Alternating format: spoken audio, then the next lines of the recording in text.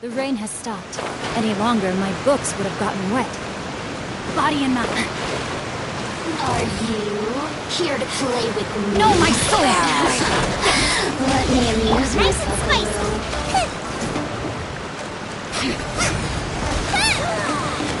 Eat this! Oz, reveal thyself!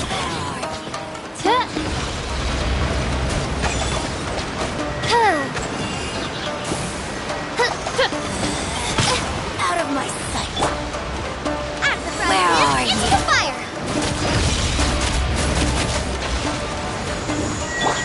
Let's light it up! Got you. I summon thee! Out of my sight. The majesty's power flows through me.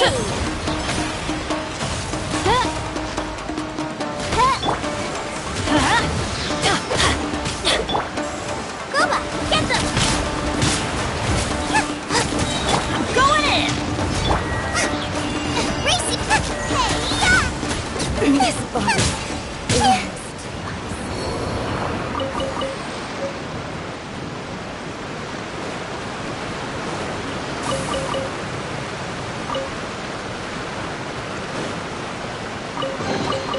What a bountiful harvest! Race you!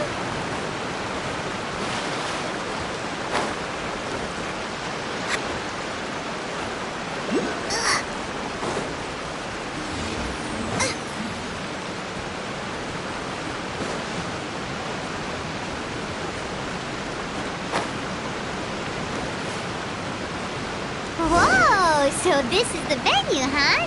Not half bad! Ah, don't you worry, Jack Attack. We'll find that dog, even if it's hiding in Denshukaku.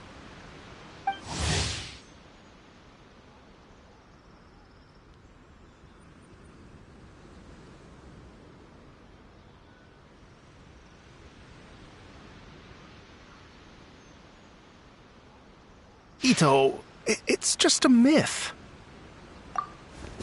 Whoa, compadre! And Paimon!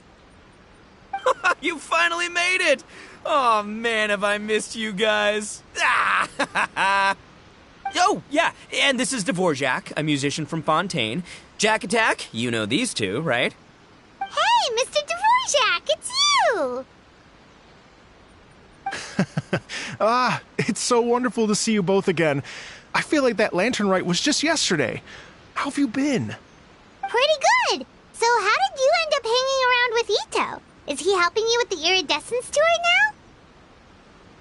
Oh, you better believe it, Minnie Melon. But that's only half the story.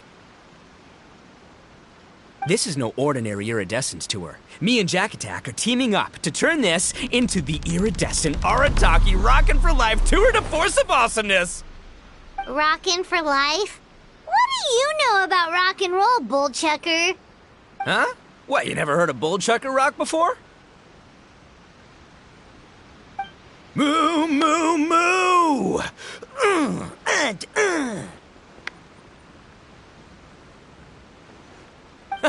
Don't try and understand it, Minnie Melon. It'll melt your mind. It's about letting loose. Come on, give us some lavender melon rock.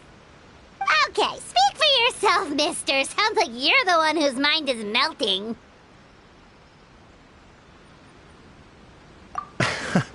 Just a local legend I heard about. Apparently there was a war between the islands of Narukami and Watatsumi not too long ago. Is that right? Such a waste.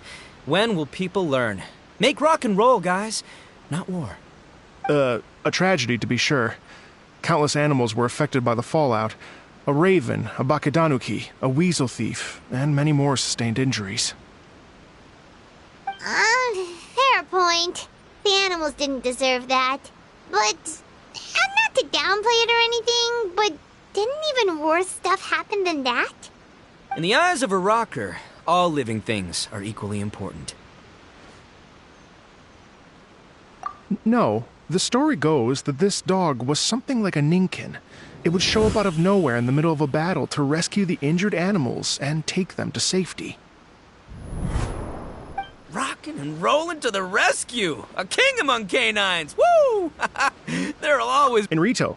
I was actually there while the war was going on. It inspired me to write a song about it. I was even planning to host a music festival around the same theme, but unfortunately, I couldn't convince my investors. Oh, yeah. I heard all about that. They claimed they had to cancel their plans because of an accident at sea, but that was just a lame excuse. Yes.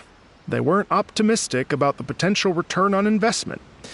Plus, I don't know, there seemed to be some other risks they were worried about. What kind of risks? Good question.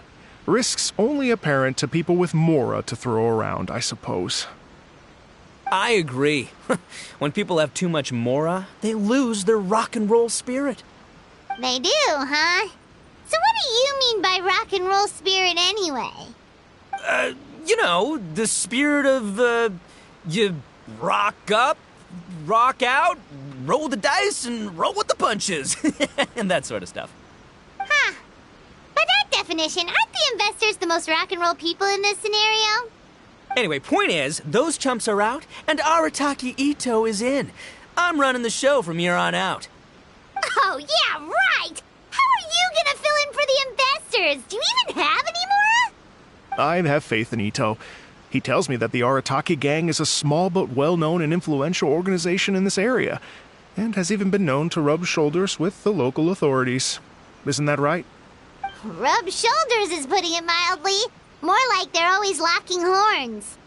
Hey, don't look down your nose at the Arataki gang. I got connections, all right? Even the Tri-Commission listens to what I have to say. Okay, Mr. Big Shot, whatever you say. You can doubt it all you want, Mini Melon, but it's the truth. You know that guy in the Yashiro Commission? Well, he and I are officially bros. That's right. I'm talking about Toma, housekeeper extraordinaire.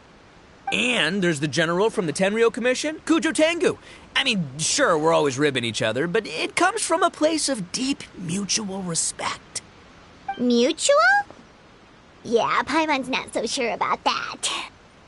Okay, fair. No first-name contacts there. But the Arataki gang is a big contributor to the revenue stream. All those fines we pay. Fines? Huh? No! I mean the taxes. Yeah. But that's not all. Let's not forget my contacts outside of the Tri-Commission, huh? Amazing, talented people from all walks of life. Like the TCG legend, Ayato. Oh, yeah.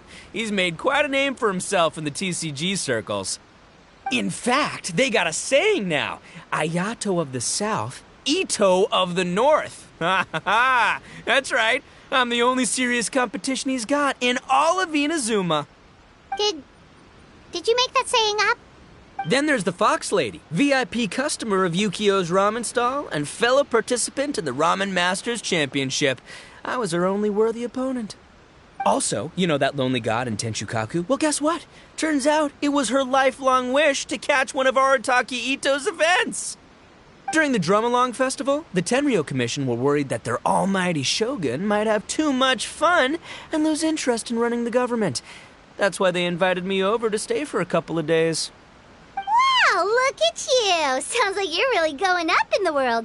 At this rate, you'll have made shogun by the next time we see you. And then Paimon will have to call you Almighty Bullchucker.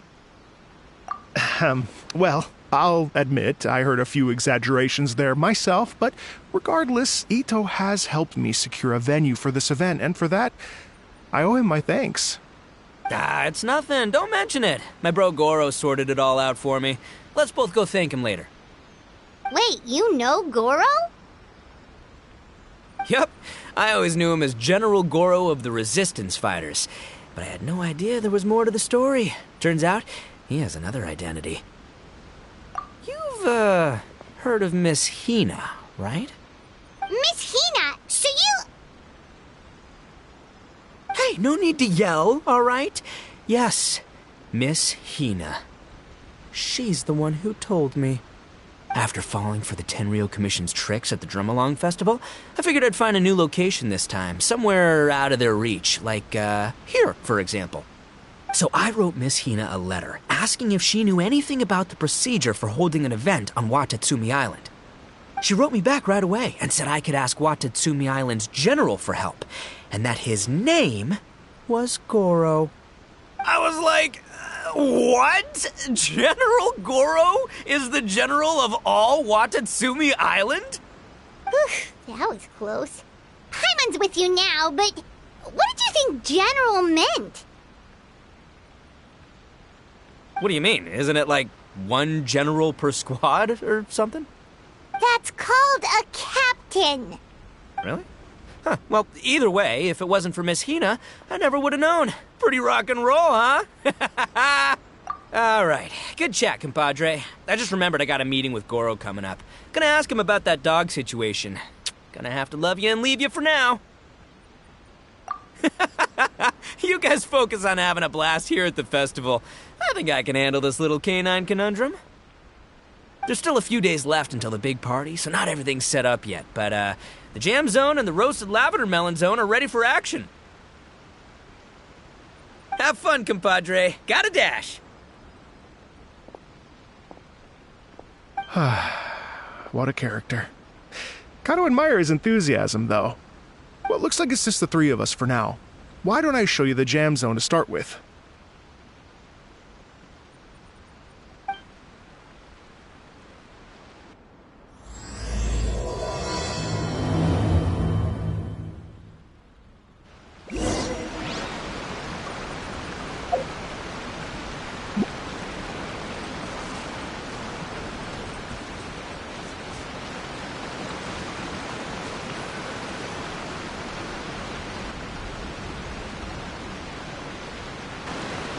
Here we are.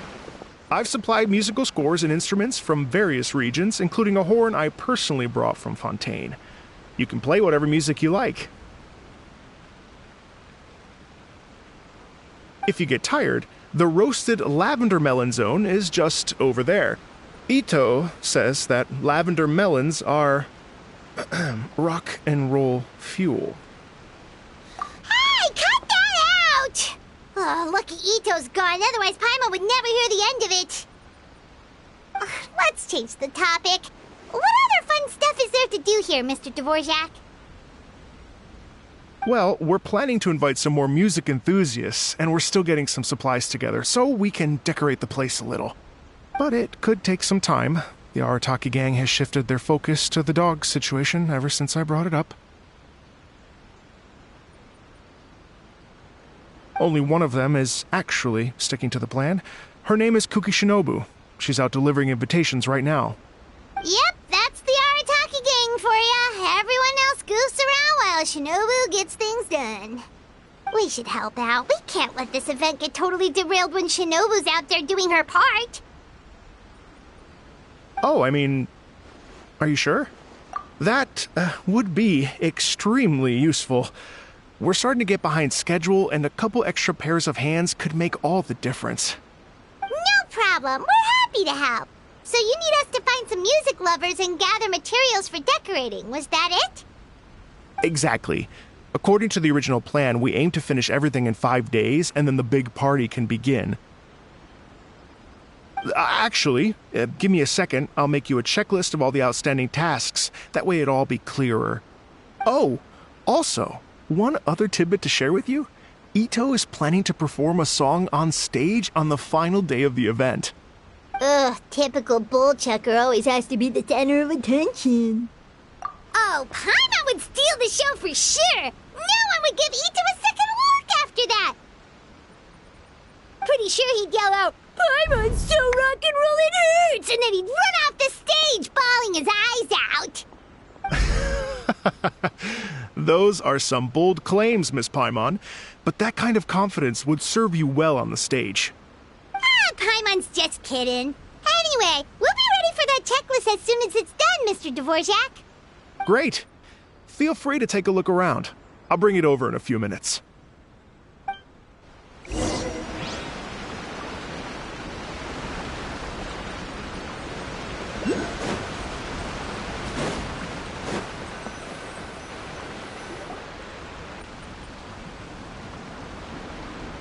Well, well, well. If it isn't the Traveler and Paimon. Wow, Shinobu and Heizo! What a surprise! This truly is a pleasant surprise. Although, not that surprising, to be honest. I was just telling Miss Shinobu that I had a sneaking suspicion we might run into you.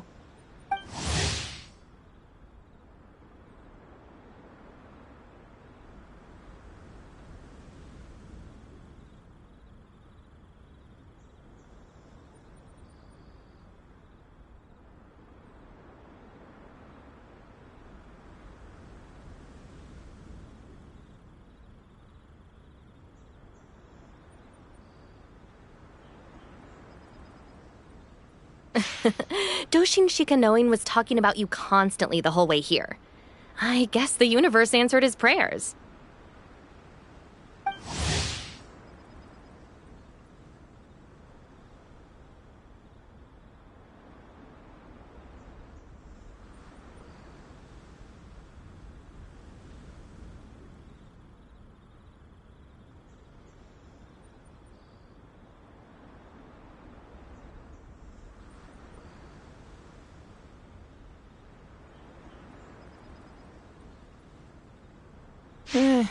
It's called intuition.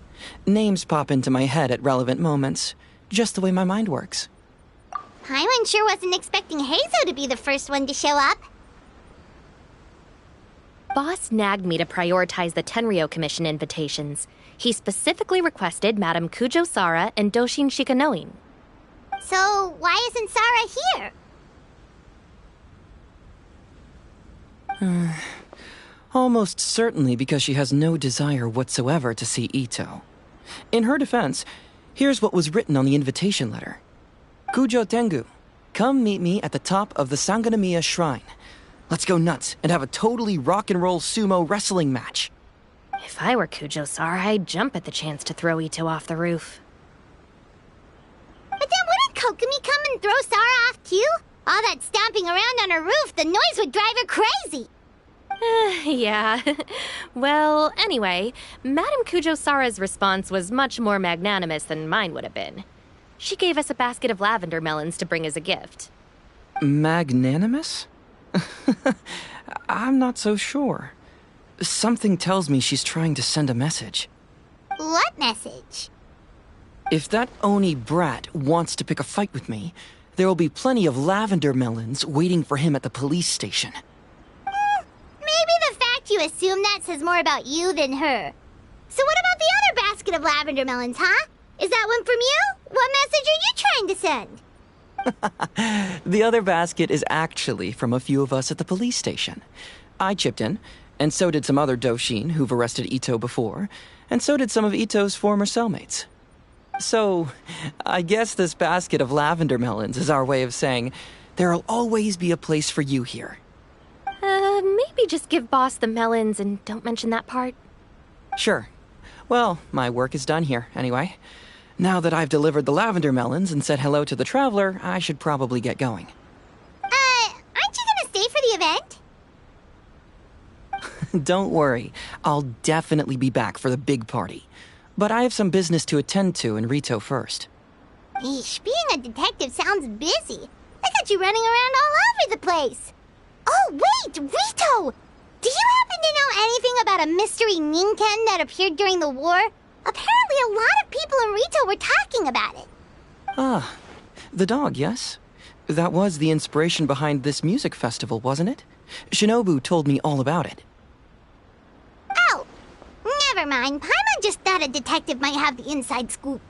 I'm only speculating here, but from experience, I'd say it's probably just a local legend. I doubt the dog even exists.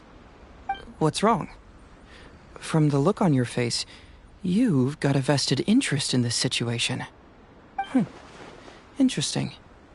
Well, since I'm going to Rito anyway, I can always ask around and see where it leads. Don't be silly. If this matters to you, that's a good sign that it'll turn out to be something that interests me, too. Stay tuned for more info. See you all soon. Seems like Doshin Shikanoin's quite the lone wolf. Well, I better get back to delivering these invitations. Gotta make sure the big party's a success.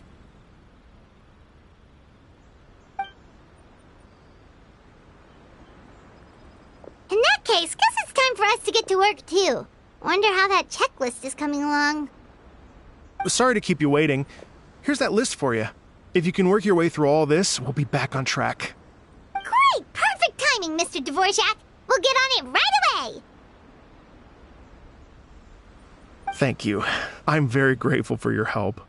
If you feel like flexing your musical muscles to take a break at any point, just come and find me in the jam zone.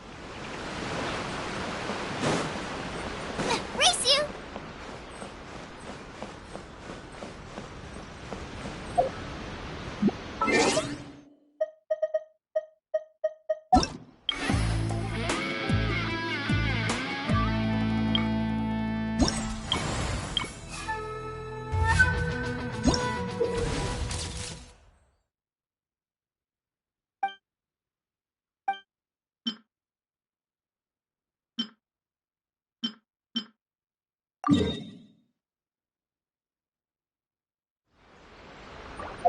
can't decide whether...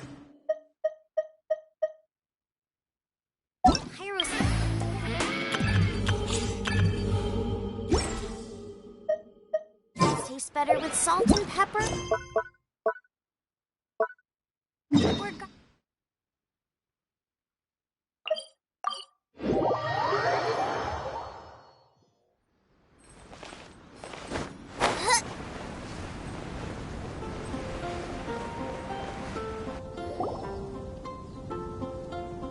Hey, look over there!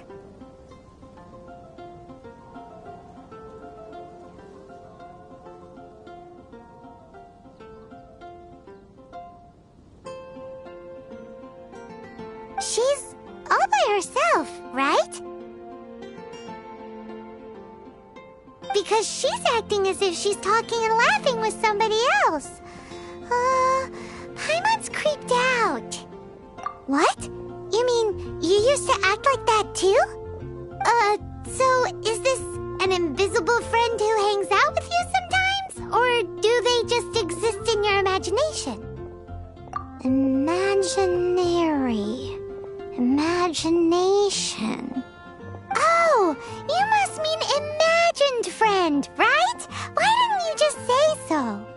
So, this imaginary friend of yours, when does Paimon get to meet them? Seriously?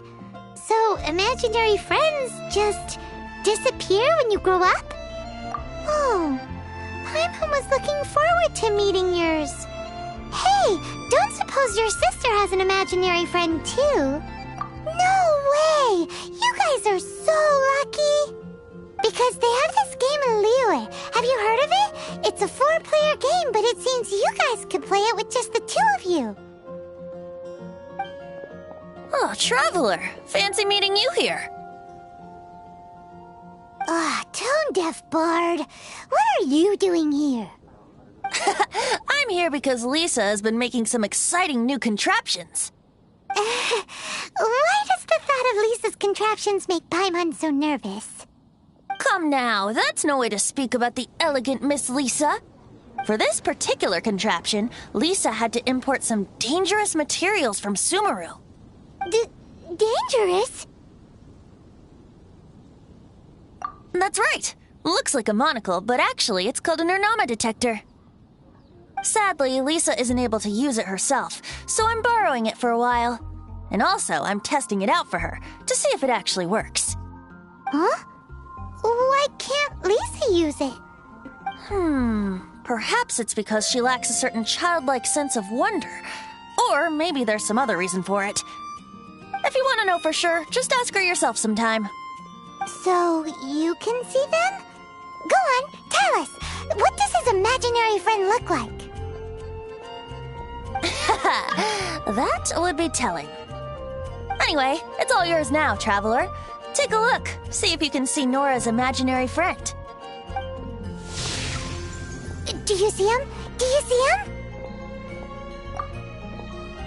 So it does work for you two. Paimon wants to see? Wait, but this gizmo isn't in Paimon's size. All right then, you'll just have to be Paimon's eyes on the ground. Let's go see what everyone's imaginary friends look like.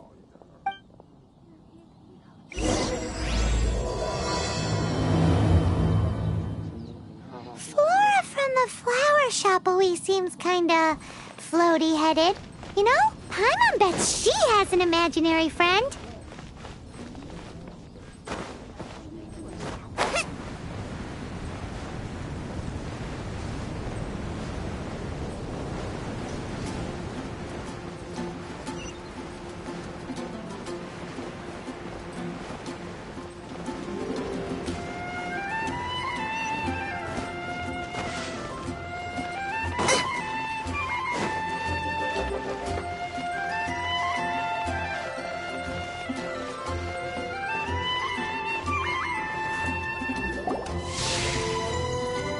There it is! Behold, a floaty imaginary friend for floaty-headed Flora! A bloaty floaty! Wait, imaginary friends can be be plants now? Hi, Traveler. Hi, Bard. Sure, how can I help? Oh, you mean Mr. Floaty? Most people can't see him. Mr. Floaty is my bestest friend. We grew up together. No fair. Paimon hates feeling left out. Flora, why exactly are you friends with a bloaty floaty? What's wrong with it? I always wanted to be friends with a plant who could fly. Friends with a flying plant? Why? Because then when it's windy, you and your friend can fly off into the sky together. You gotta admit that's pretty cool. Isn't that called being blown away? That's what some people like to call it. I only found out this plant existed from an explorer who told me stories of his adventures. I think his name was Stanley. Stanley's an adventurer. And you can tell he's an expert at it from the stories he tells. The amazing adventures of Stanley are super famous in Mondstadt. He's in the city at the moment. You should go ask him to tell you some of his stories. That sounds like a fun idea for next time. But right now we have other things to attend to. Flora's a pretty mysterious kid. Which child shall we interrogate next? Paimon's thinking. Oh, how about that little guy on the bridge?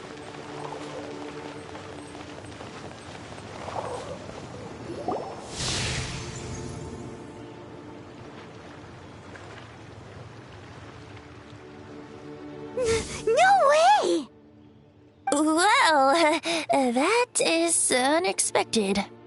Timmy's imaginary friend is a ruin guard? Paimon's freaking out right now. That thing is sure to attack us. What say we postpone our conversation with Timmy for the time being? Huh? Paimon has a favorite line? Seriously? Oh, alright then. How about we explore the area ahead of us later?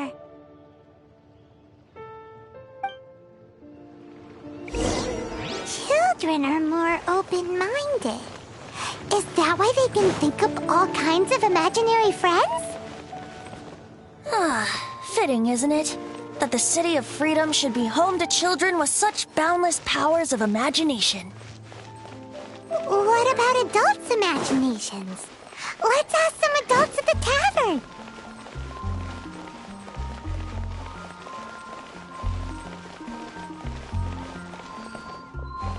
If I take a back alley, I shouldn't get caught by them.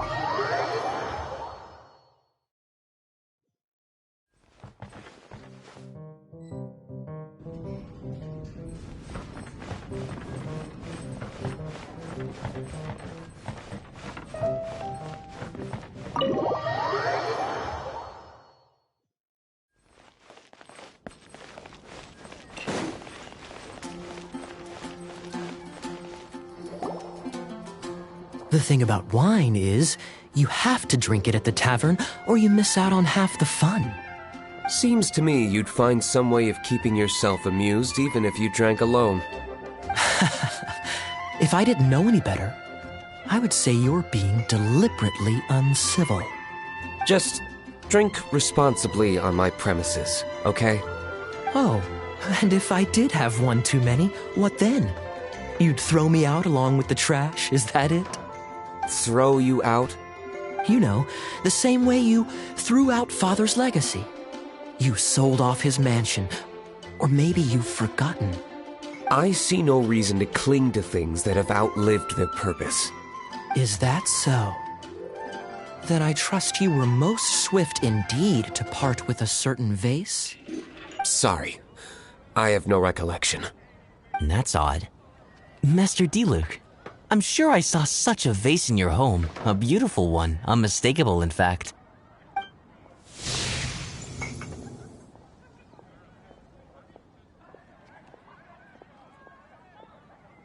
Seems our suspicions were right.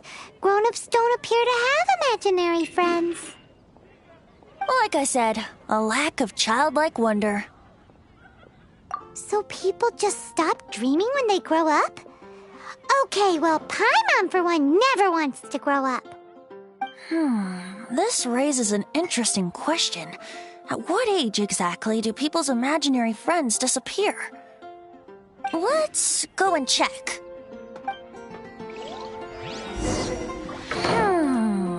How about Ellen? Someone of her age surely must have some imagination left, don't you think? Uh-oh. Somehow Paimon finds the idea of not being able to see Ellen's imaginary friend kinda scary.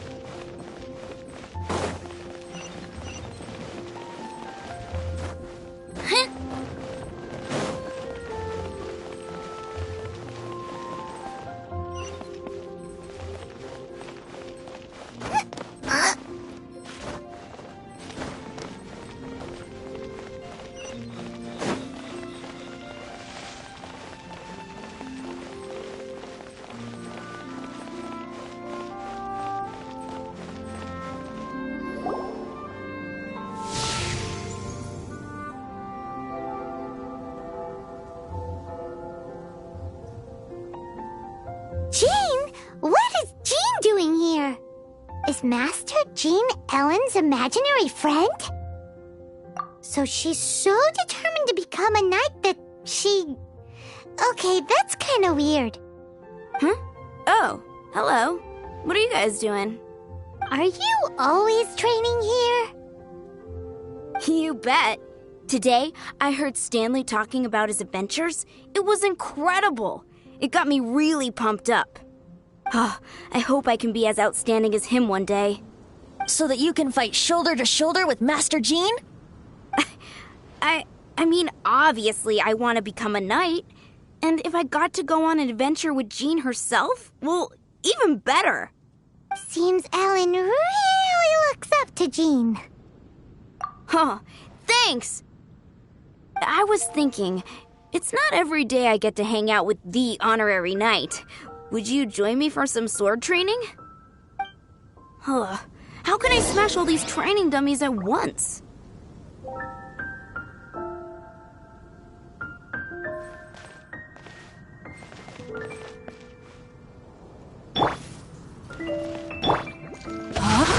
So that's how to do it. I'm impressed.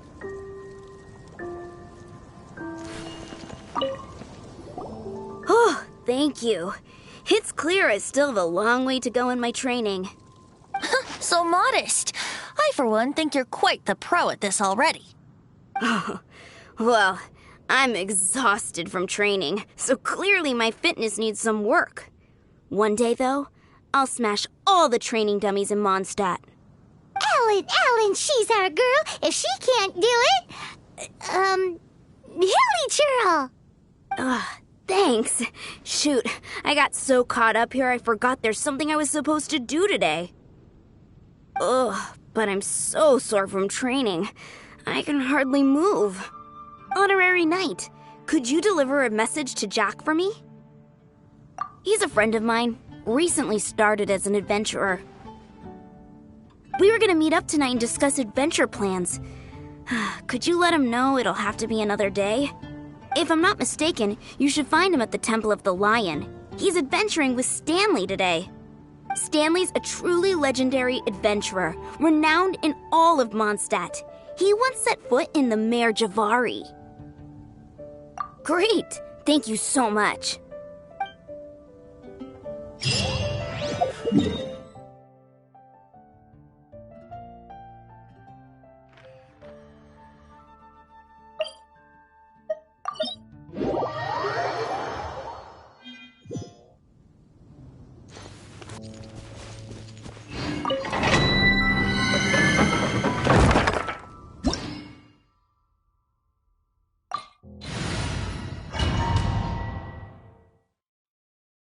The Temple of the Lion?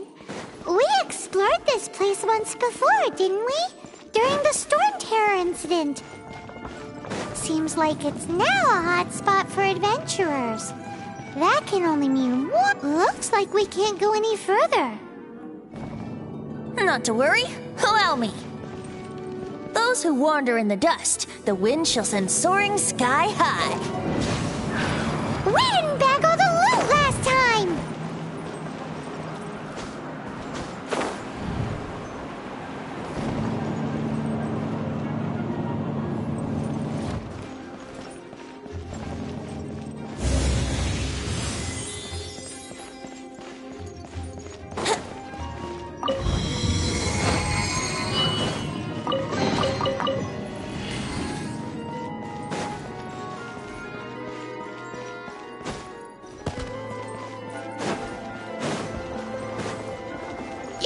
Here we go.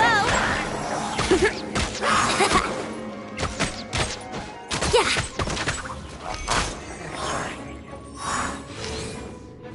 Yeah.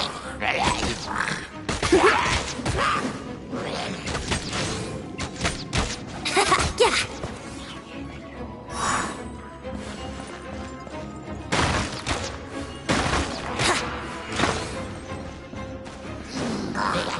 Yahoo!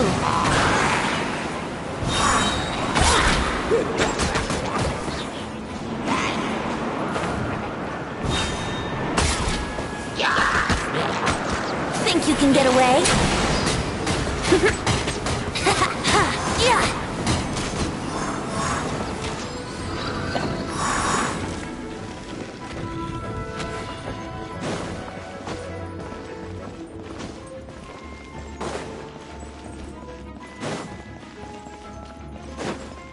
Hey, are those guys? Wouldn't gliding be Let's play! Time for takeoff.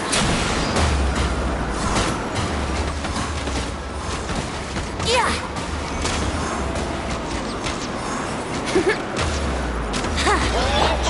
Everybody stand back! By royal decree! Midnight Phantasmagoria.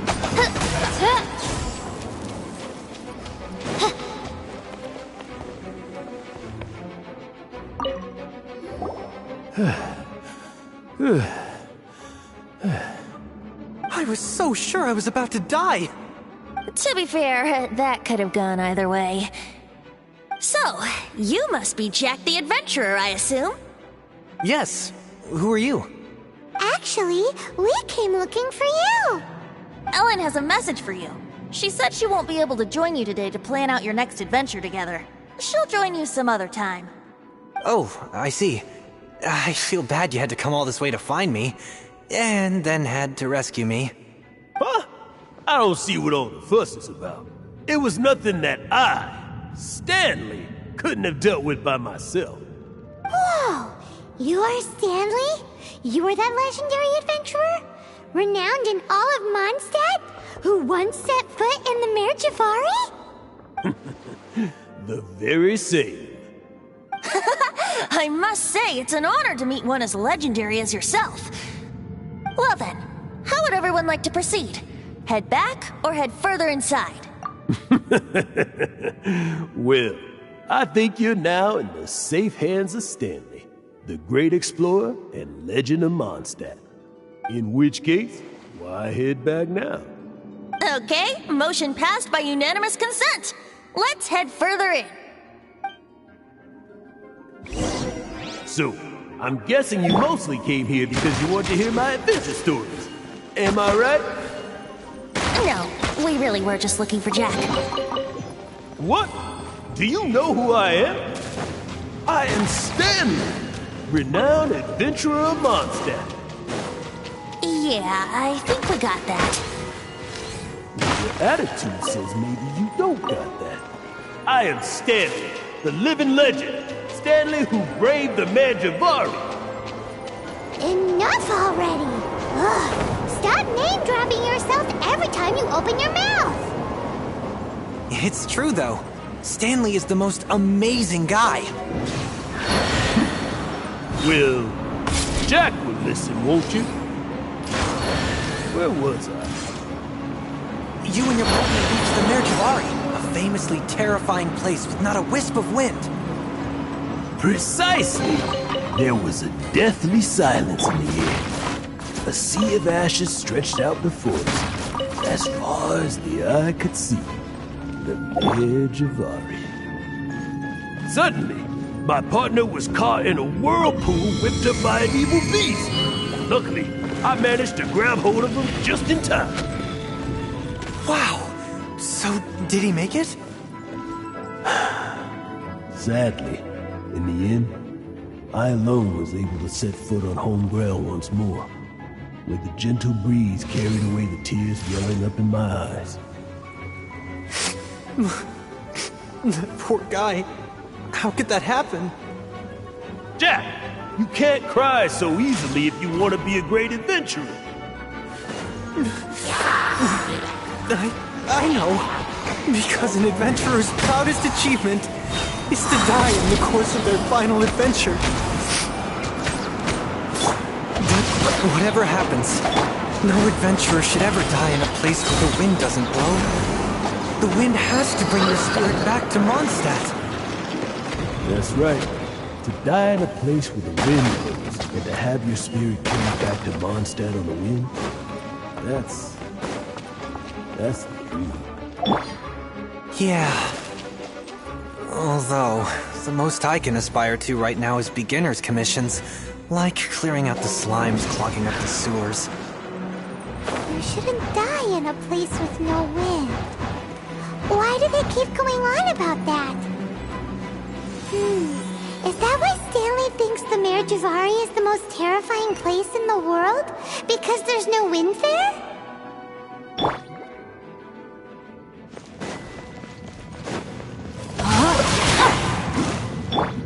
Nice and spicy!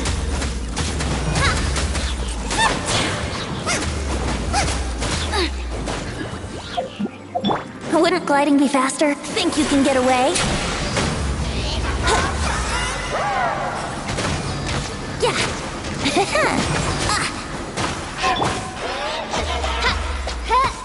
Wings of darkness!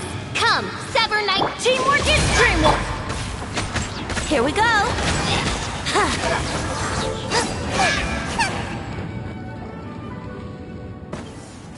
Traveler, I believe I've made a small discovery.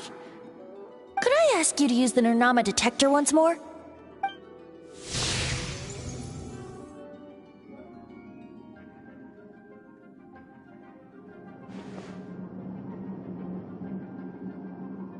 What? Stanley has an imaginary friend?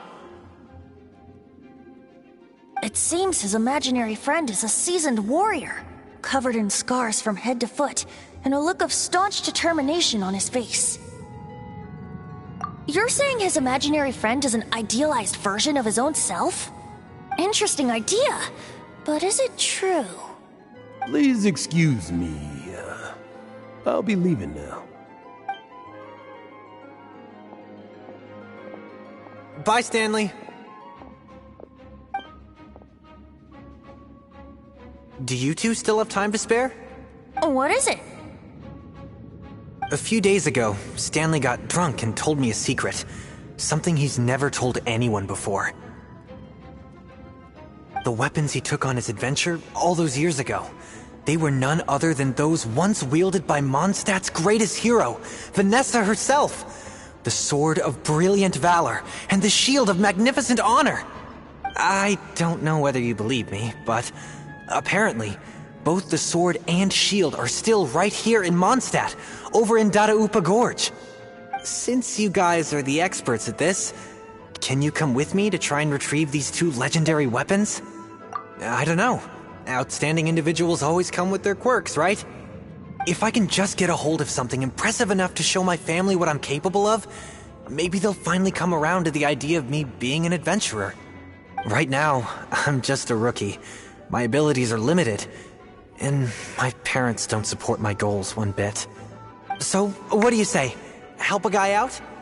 I can't bring myself to tell Stanley about it because my reasons are so selfish. But I swear I'll give the weapons back to him as soon as I'm done.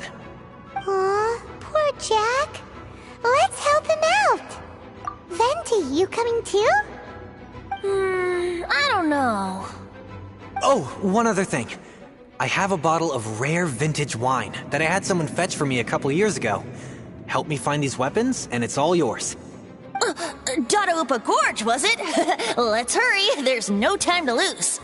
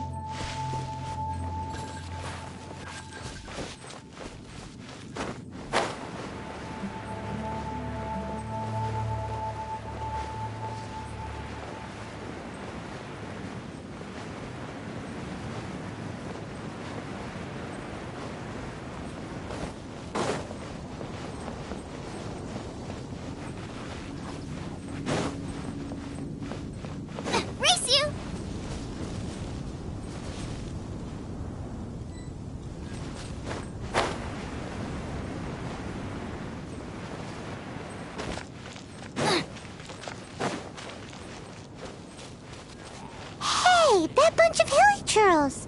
Are they holding some kind of ceremony? And what's with that pile of knickknacks? Are they worshipping them? Seems so. That must be the Sword of Brilliant Valor, surely. By royal decree.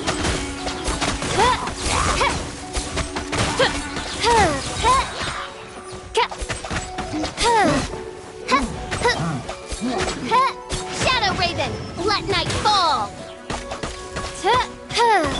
Booba, get them! Let's light it up!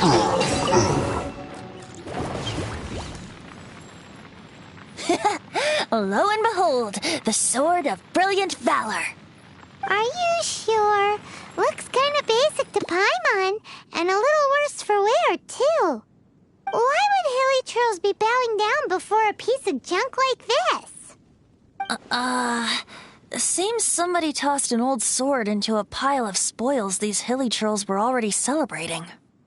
This is in terrible shape, and it's so basic, I'm at a loss for words.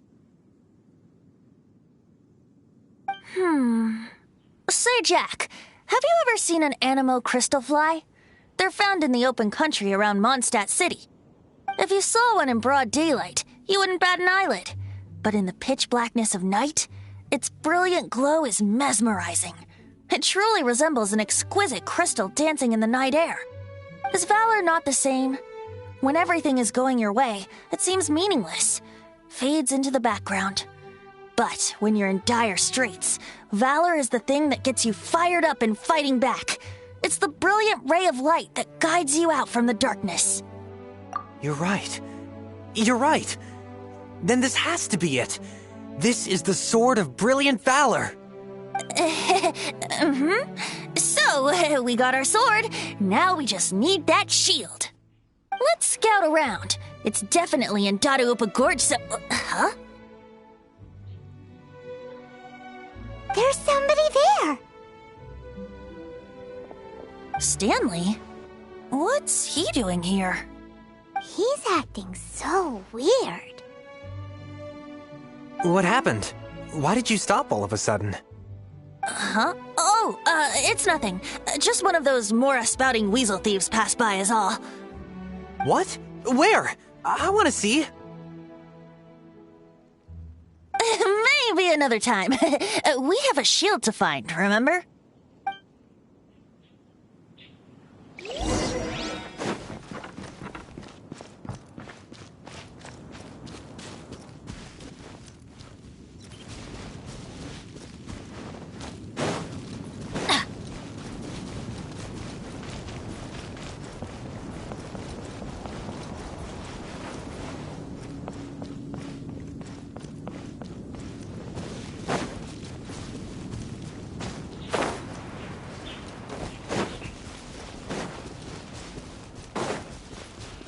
Adventure time!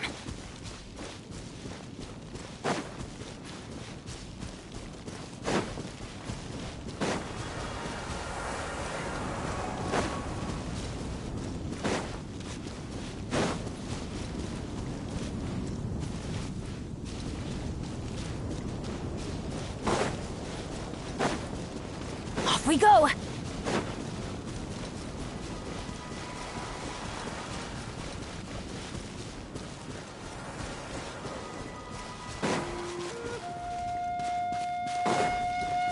Adventure time!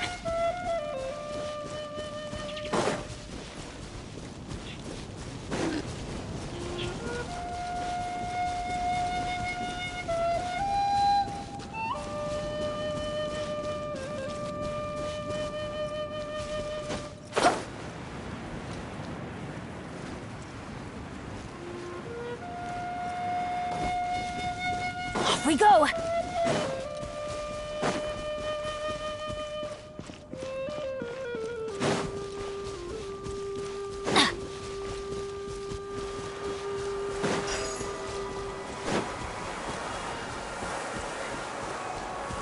Off we go!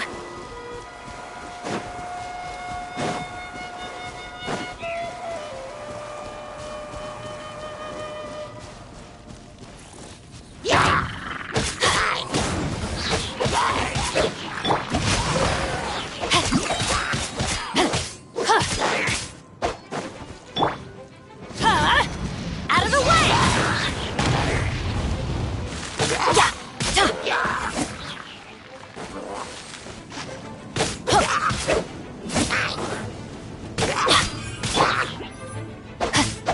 Rain outlines your fate.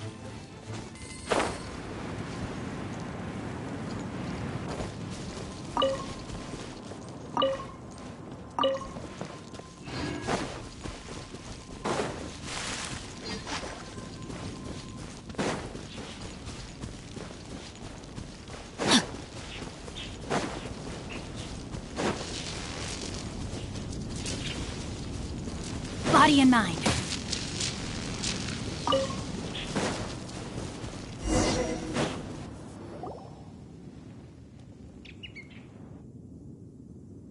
Lo and behold, the shield of magnificent honor. Liar, liar, pants on fire. It's a chunk of wood. A chunk of scrap wood with the handle attached. Who in their right mind would use this as a shield? There's also wine stains on it. Yeah, I'm pretty sure this was just taken from a wine barrel. And yet, my bard's intuition tells me that this is none other than the shield of magnificent honor. Warriors wear their battle scars with pride, and shields are no different.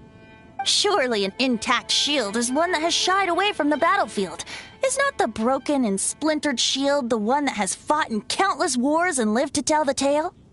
Though the soldier's body be tired and torn, still they fight till the very end, till they have no blood left to bleed.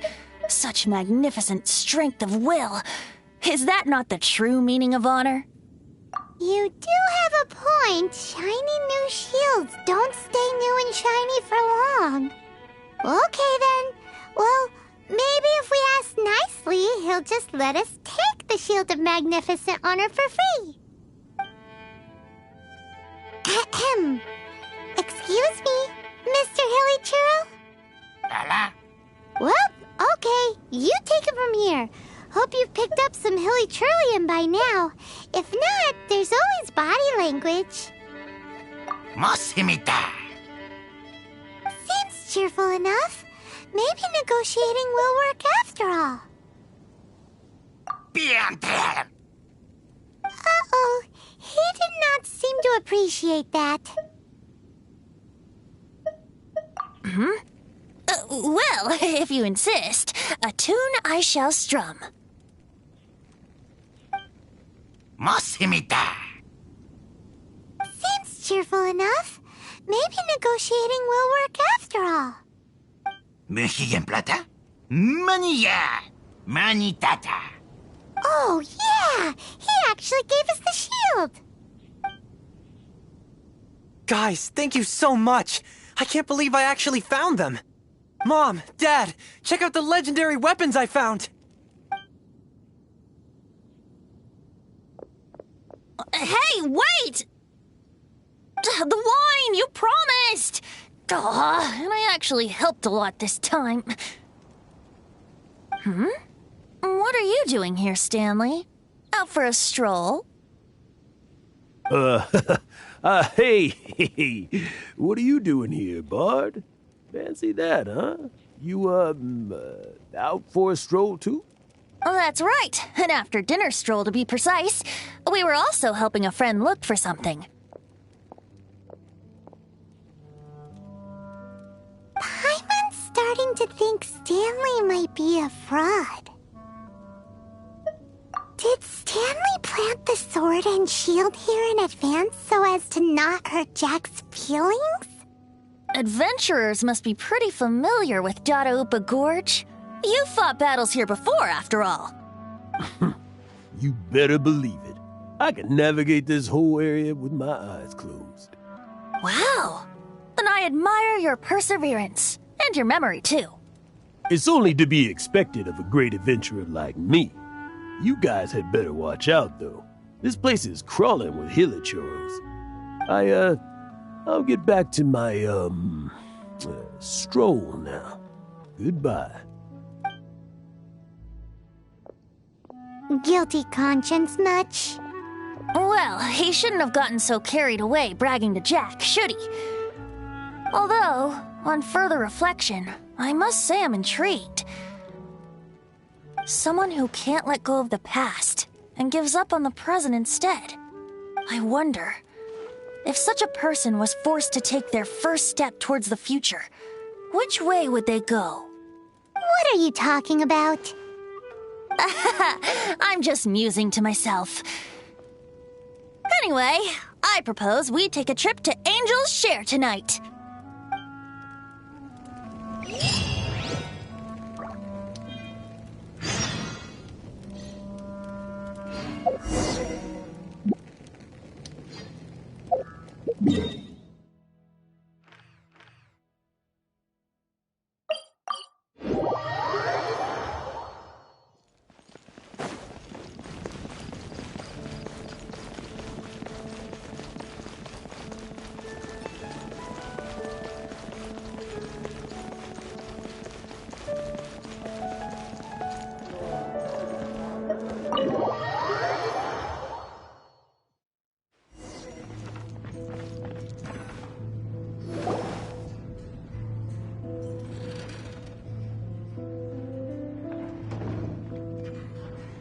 Tell me, Stan. Tell me, what should I do? Huh? Why does he keep repeating his own name? Surely not. Even I've never heard tell of a second Stanley. Oh, Stanley. It should have been me. I should have been the one to die in the Melchivari that day. Why won't your spirit come and stop me from using your name? Why, Stanley? Why? If only you hadn't had to save a rookie like me, you would have never died in that windless corner of the world. You were a renowned adventurer, destined to become a legend one day. But now, that'll never happen, because your life was cut short, and all because of a worthless tag-along. Does anyone get what's going on here? I think our friend really did make it to the Mare Javari. And I think the tragedy he encountered there was real too. But the real adventurer, the real Stanley, that was his partner, not him. The real Stanley is the one who died to save our Stanley. Wait, so the only reason our Stanley is called Stanley in the first place is because he stole the other Stanley's name? I fear that may be the case. Stanley, for so many years I've lived in fear. Fear that Mondstadt will forget all about you. So I tell your adventure stories at every opportunity. Mondstadt must remember. Stanley reached the center of the Mare Javari. He's the greatest adventurer there ever was, and he lives on. Stanley will never die, because I am Stanley. I am Stanley. I'm sorry, Stanley. I'm getting too old. Now, are you guys planning on eavesdropping much longer? Yikes! We're busted!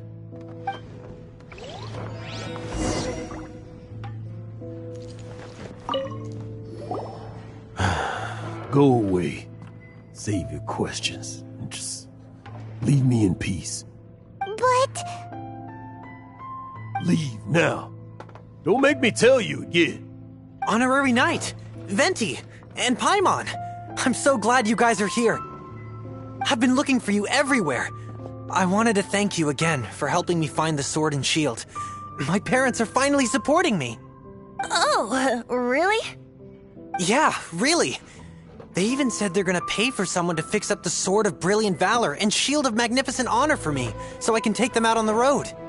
That's wonderful! So, Jack, is this the part where you bid farewell to Mondstadt and set off on your intrepid trip traversing Tevat? No, not yet. I still don't have what it takes to go too far from home just yet. Besides, I'm sure Stanley still has a few stories left to tell. They're what inspired me to become an adventurer in the first place. Stanley, Oh, you're drunk again. We'll see you tomorrow then. After your hangover wears off. Maybe you can tell me some more of your stories? Stanley's really fond of that kid, don't you think? Jack. Jack. Jack left. Oh, I see. Well, thank you for not telling him about my secret. Huh? All of a sudden you're facing the facts? That isn't like you. Just now, I couldn't bear to look at him. His adventurous spirit is so pure, unblemished. I'm just a weary old feckless fraud. But that kid is a brand new shining star, full of potential. I cannot allow his dreams to be crushed. You're not a total fraud. Stanley's adventure stories and experiences, they're all true, aren't they? Stories? Experiences? What's the point of them anymore? To be honest, my memories of adventuring and of Stanley, they're hazy these days. That's my biggest secret of all, and my biggest fear. All these years, I've been living to tell his story. But his personality and the details of his life, I don't remember them clearly anymore. But the one thing I can never forget is that he died in a windless land, where his spirit can never be recovered. Exactly. Even in his memory, the real Stanley isn't the living, breathing friend he knew at all. Instead, he's become fixed on the image of him as that battle-scarred warrior, and that image has held him captive his entire life. I'm too old. I never let go. But still, so much has slipped away. I'm completely and utterly worthless. No adventurer should have to go that way. No adventurer ever. Hans Archibald.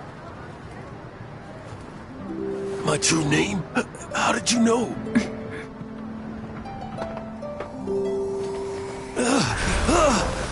The wind. I can hear the wind blowing in the Mare Javari.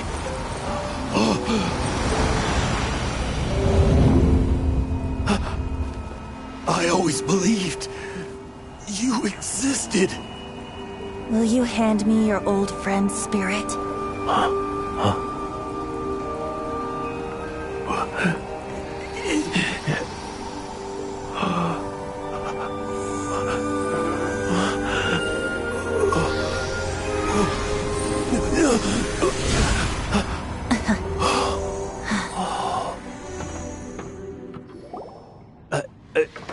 I can't believe it. Thank you all. And thank you, Lord Barbados. I'm sorry. It's gonna take me some time to calm back down. But I think that I'm gonna be okay.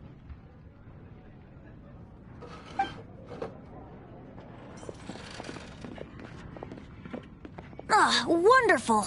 Stanley reconnected with his true self and Jack can finally go his own way. This calls for a celebration. And by celebration, I do, of course, mean libation. And by libation, you mean you're not leaving this tavern till you're too drunk to walk, right? No, the wine here's too expensive. Jack still owes me some wine, though. He promised me a rare vintage in exchange for helping him out, remember? I'll head off to fetch the wine. See you shortly. Let's meet at the usual place. Huh? Where's that supposed to be? Why has Paimon never heard of it? Hey, Tone Deaf Bard! Hey!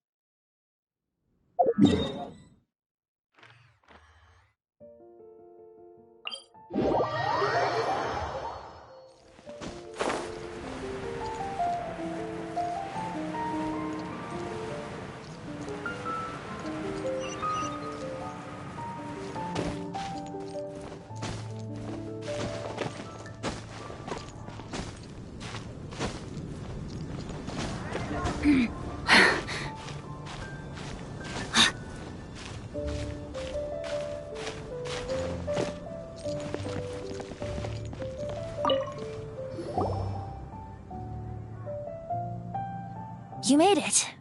Finally. Just tell us where you meet next time, okay? We looked everywhere. So, did you at least manage to find your wine? Yep. Well, sort of. Jack made it out to be a rare collector's edition vintage.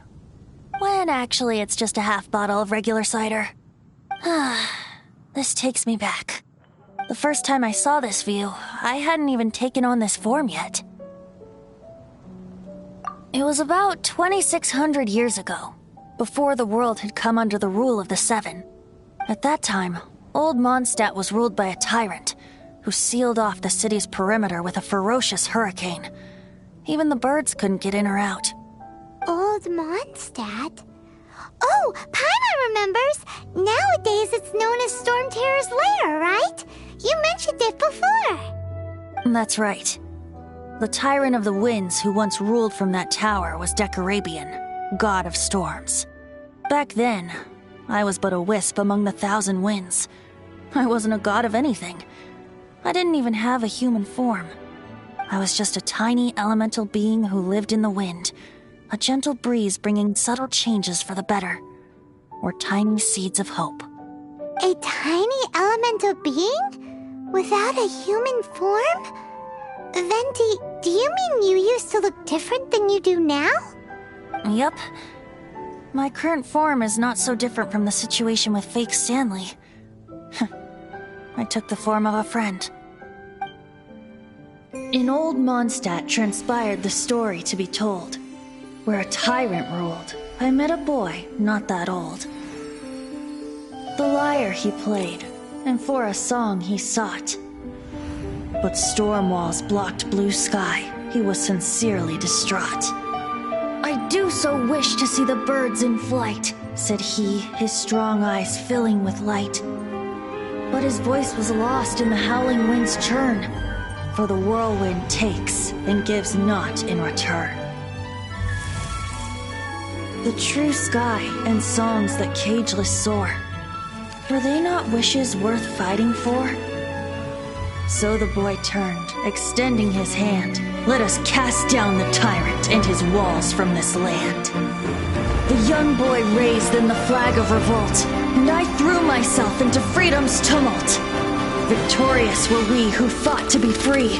Gods fell, winds whipped, nations shook violently. In the smoke, a despot met his doom, and we watched as his great tower fell none too soon. Mondstadt began anew, the story passed down, and since then never has another worn its crown. So then what? What happened to your friend? Say, Paimon, do you wish to hear the next part of the story? Yes, of course! The suspense is killing Paimon! But Venti's telling his story! What makes you suddenly want to have a meat feast? Getting a little peckish or something. Paimon's had it up to here with you! You know, you're so smart it almost makes me uncomfortable sometimes. But then, maybe it's right that true friends can tell what the other is thinking. A refreshing drink, a gentle breeze. Moments like this always take me back. Back to a song that I first heard from him. Fly, fly away. Like a bird in the sky. See the world on my behalf. To the heavens may you fly.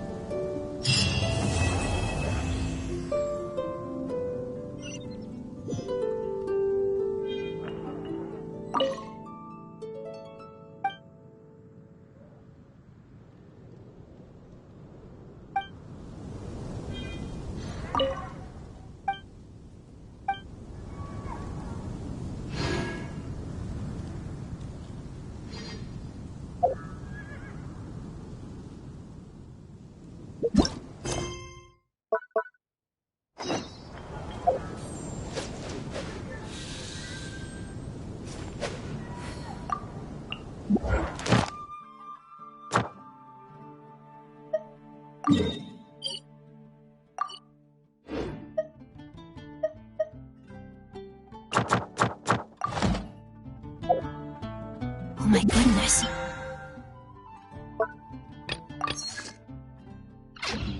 Oh my gosh.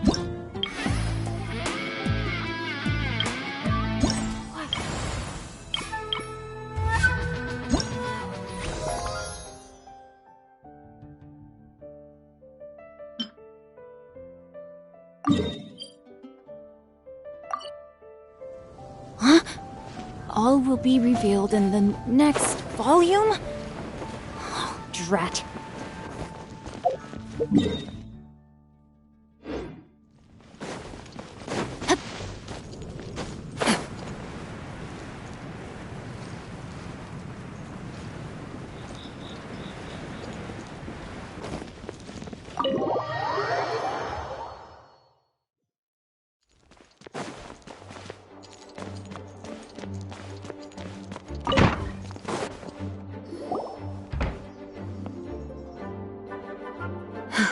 Thank you for coming on such short notice, Honorary Knight. I know you must be busy. Well, to make a long story short, there's a particular matter at hand that the Knights requires your assistance with. Yes, it has been one thing after another recently. Neither myself nor any of the Mondstadt garrison are able to catch a moment of peace. I have recently received multiple reports from the Knights of someone within the Lawrence clan having close dealings with the Fatui. The Fatui? Again? But who are the Lawrence clan? There was a dark period in Mondstadt's history when the aristocracy ruled over the city. The hard-won freedom that followed with the fall of Decorabian was lost once again as slavery spread throughout the land. The first Dandelion Knight, Vanessa, spearheaded the revolution that overthrew the old aristocratic system and established the Knights of Favonius, leading Mondstadt to become the city that you see today. The aristocrats that had oppressed the people of Mondstadt were none other than the Lawrence clan. Oh, Paimon gets it! So the clan's descendants are now scheming with the bad guys to carry out more dubious deeds. We suspect as much, though we have yet to obtain any solid evidence. The reason I summoned you here today is to ask you to help us further investigate this matter. Unfortunately, the Knights of Favonius and the aristocracy have been at odds with one another for as long as I can remember. We've already considered every possible way of resolving our differences, but it seems the descendants of the aristocracy remain antagonistic towards the Knights. No matter what stance we take when dealing with them, the outcome is always the same. Our efforts only result in adding more fuel to the flames. We could come knocking on their door on the grounds of a search warrant, but if the investigation were to come up empty, I'm afraid tensions and distrust would only increase. All of our past efforts would have been wasted. You are in fact the best candidate to represent the Knights of Favonius, but you need not emphasize your role as the honorary knight. You're a traveler from a distant land, and you can approach the aristocrats in this way. Once you come to friendly terms with the Lawrence clan, you should be in a good position to learn more of their possible connections with the Fatui. Whoa, leave it to Master Jean to come up with such a thorough plan. Perhaps such plans have become second nature after all the diplomatic issues I've dealt with. The name of the Lawrence clan member in question is Schubert. Lately, he can often be found strolling near the northern city walls. It is said that he is difficult to get along with due to his temperamental disposition, but if we approach him calmly, then things should go off without a hitch. Thanks again for your help. If you run into any snags along the way, I'll do anything in my power to support you.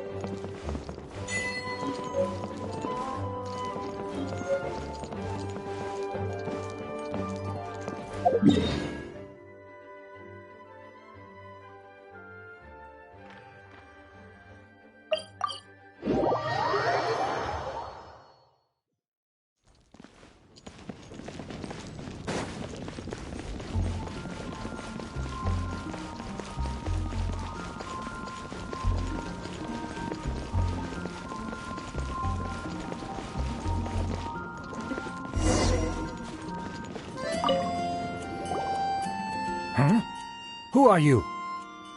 Hello, we're here to... Hello? Did I hear you correctly? Hello? Huh. And I suppose you think that you can simply strut up here and greet me in such an ignoble and vulgar manner? Given that I don't recognize you, I can only assume that you are a traveler of some variety. I'll have you know that you are speaking with the Schubert Lawrence, a blood descendant of the magnanimous nobility. If you wish to address me, you'd best consider your words more carefully. Such nonchalant manners are inadmissible and will never do. Now, if you're somehow capable of understanding anything I've said, then you will get down on your knees, apologize for your negligent actions, and give me a proper introduction. That is the appropriate etiquette. That's etiquette? Paimon's never heard of something so complicated before.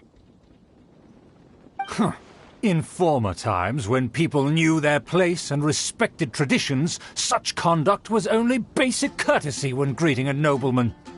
And neglecting your manners would result in a swift whipping. But look at the world now. Rules have been thrown to the wayside and manners forgotten. What did you say? You dare question the dignity of the nobility? I'll have you know that though the Lawrence clan is in decline, myself and others of noble blood are looking for a chance to restore our rightful honor. Just look around. The people are unruly and undisciplined. I, however, strive to retain the elegance and etiquette of the nobility. After all, we are of a completely different breed by birth. Save your words. I find your manners and bearing repulsive. I have nothing to discuss with the likes of you. Besides, I am in no way obligated to instruct commoners on basic courtesies. Now I have more pressing matters to attend to. I'll take my leave. So this is what Master G meant by difficult to get along with. Let's head back and talk things over with her.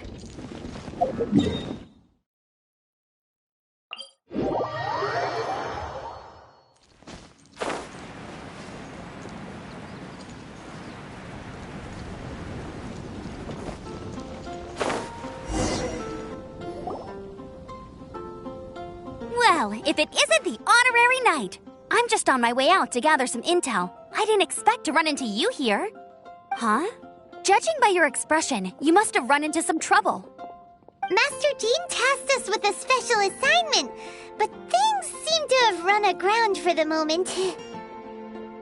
No need to get down on yourself. Sometimes things just don't turn out as planned. Even I can't guarantee useful intel every time I'm dispatched. You just have to keep at it and never give up. Hey, why don't you let me try to help? What's the problem? Master Jean asked us to build a connection with someone named Schubert Lawrence. But it turns out that he's a peculiar character that doesn't listen to anyone, especially Paimon. Aha, Schubert! I know him. Let me guess, he said you didn't have any manners. I've been on the receiving end of his lectures many a time. The Lawrence clan can be very particular about such things. You mean everyone in the Lawrence clan is just a big headache? As aristocrats, they believe there should be a certain distance between themselves and common folk. I understand their thinking, but that's just not how things are anymore. However, there is one exception among the Lawrence clan, my good buddy, Eula. Buddy? That's right. Not only is she from the Lawrence clan, but she's also captain of the Knights of Favonia's 4th Company. Eula is special. She's not quite like the other members of her clan. She has her own beliefs and it shows.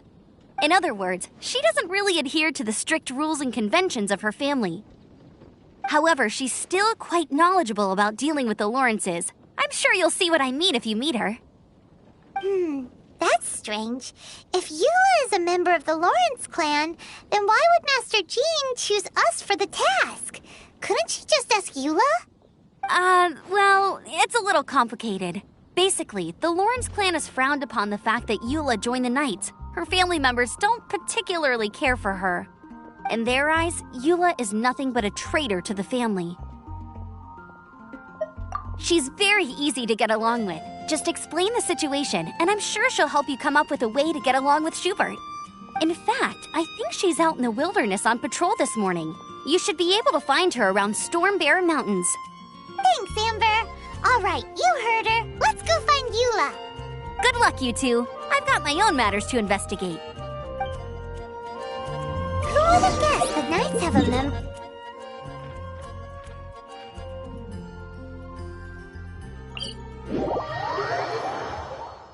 Well, if you want to learn about the conduct of the Lawrence clan, who better to ask than one of their own family members?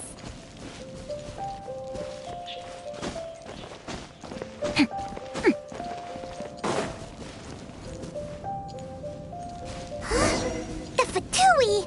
What are they doing here? Is that why Eula was sent on patrol here? Let's fight first and talk later! Reveal thyself! Toxifying heat!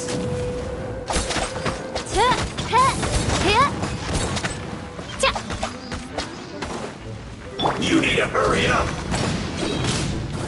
I'm going in! Wings of darkness! Come, sever night from day! No rest for the wicked. Oh, goodness gracious! Out of the frying pan, into the fire! Ha. This was well done! Feels clogged!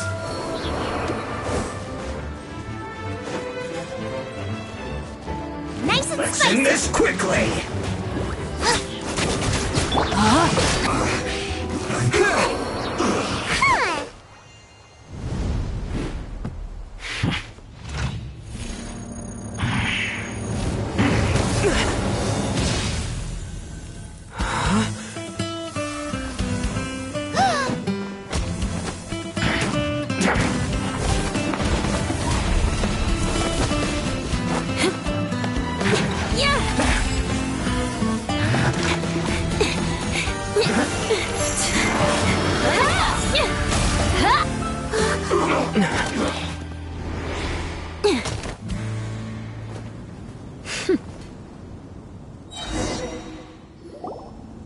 You don't think twice before reaching for your sword, do you?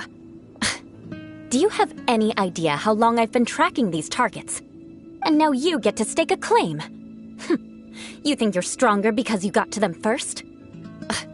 Mark my words, vengeance will be mine. What? That's right. I heard the commotion and came as swiftly as I could, only to find you two already fighting the Fatui. Not only that, you are making quick work of them too. If I didn't make my move, you would have been able to take all the credit. Still, I'm glad you're unscathed. Confronting that number of Fatui at once can be dangerous. Sorry, Paimon doesn't understand what you mean, but thanks for your concern. Concern? Why would I be concerned for the safety of my arch-enemies? Arch-enemies? Wait a minute! You were saying how glad you were that we were unscathed a second ago! By which I meant, if you were injured, I'd have to escort 2 strangers guilty of stealing my targets all the way back to Mondstadt. Which would mean you'd cause me even more trouble. My vengeance would be swifter still. Huh? So that's how you see all this? Yes, that's me. Paimon thinks she's pretty strange. Although at least we can communicate with her. You dare to call someone you've just met strange? Forget the aristocracy. That's rude even by normal standards. Speaking of which, how do you know my name? This is the honorary knight of the Knights of Favonius. And speaking of rude, we're trying to investigate an aristocrat named Schubert Lawrence. He's so obsessed with etiquette that he's not even willing to speak with us. I understand now. That's my uncle, all right. But why do you mean to investigate him? I see. You have some nerve to faming a family member right in front of me. I will have vengeance for this, too. No. This is an assignment from Master Jean. It's just an investigation, that's all. To the everyday citizens of Mondstadt, everyone in the Lawrence clan is scum. It's natural for rumors and unwarranted gossip to lead to such suspicion. Hard to avoid such a reputation when you're known as the ruthless rulers of Old Mondstadt. Oh, so that's what you think of me? Yet another transgression to avenge. But didn't you say it first? Oh. Curious. We've only just met, and you've already given me 3 causes for vengeance. I assume you need me to teach you the conduct of the Lawrence clan.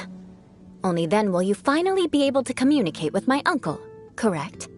That's right. Amber told us to come and talk to you. Well then, let's begin your training immediately. It'll be easier to train when we're back in Mondstadt. We'll require other people. We can put that aside for now. Besides, if it's the acting Grandmaster's assignment, and Amber's the one who recommended me, I should comply. Paimon's confused.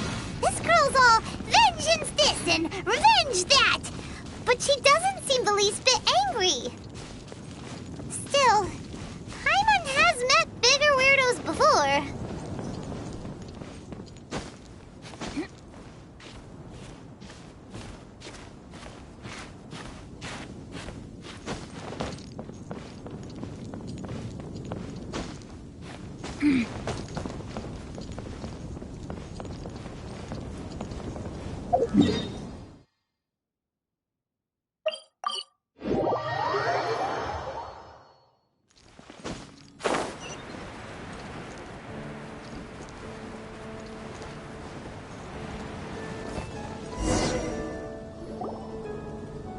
You finally arrived.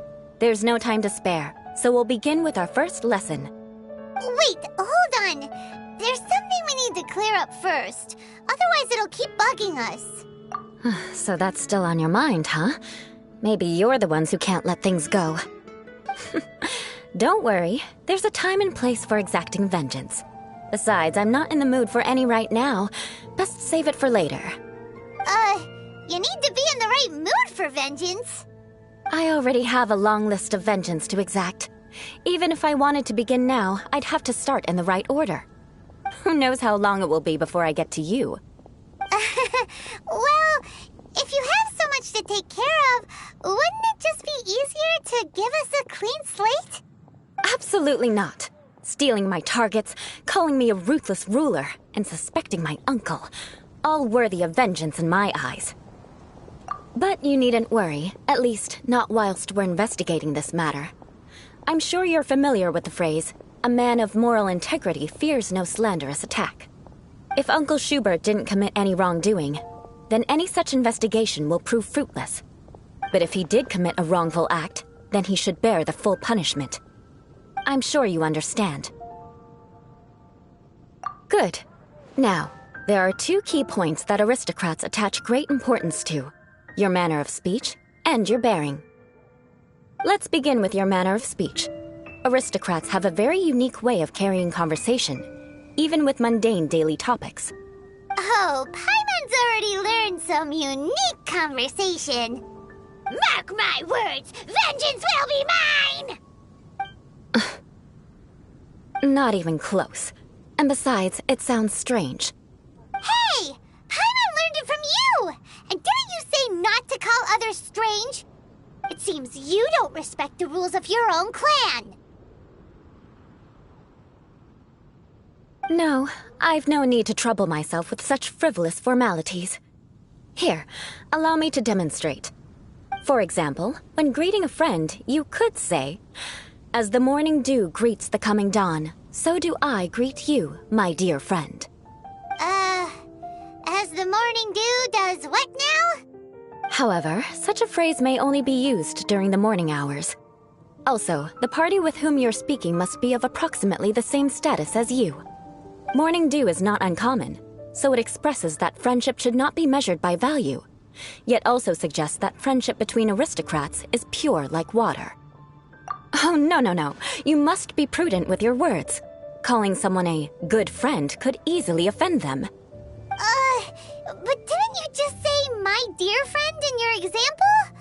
Paimon's confused. Yes, I did. But you must know in the Lawrence family, dear friend is a set phrase that can only be used towards certain friends with whom one is acquainted, but not particularly close. It sounds much more pleasant to call an acquaintance a dear friend. So another thing to remember, aristocrats are concerned with face and being polite. However, if you were to use dear friend to address an intimate friend, the recipient would think that you were deliberately trying to estrange them. This is only the first step in making a greeting. After addressing one another, you then exchange courtesies. Wait! This is all too abstract. Perhaps it would be better if you gave some real-life demonstrations.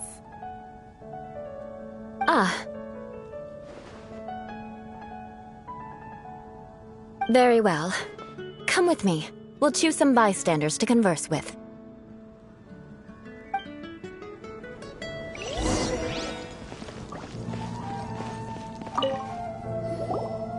Oh, you're Eula of the Lawrence clan, right?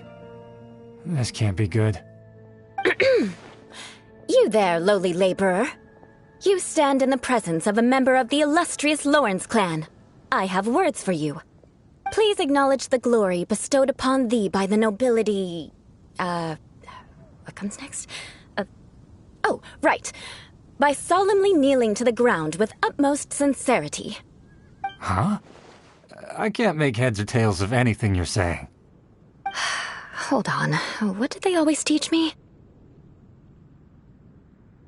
Whenever a dispute arises, protection of your family's prestige and dignity always takes precedence. Got it. As a lowly commoner, you shall maintain absolute reverence when speaking with those under which you so graciously toil. How dare you speak in such a manner? Is everyone from the Lawrence clan so strange? The days of the Lawrence clan's tyranny have long passed. I don't care what you're trying to do. Just beat it.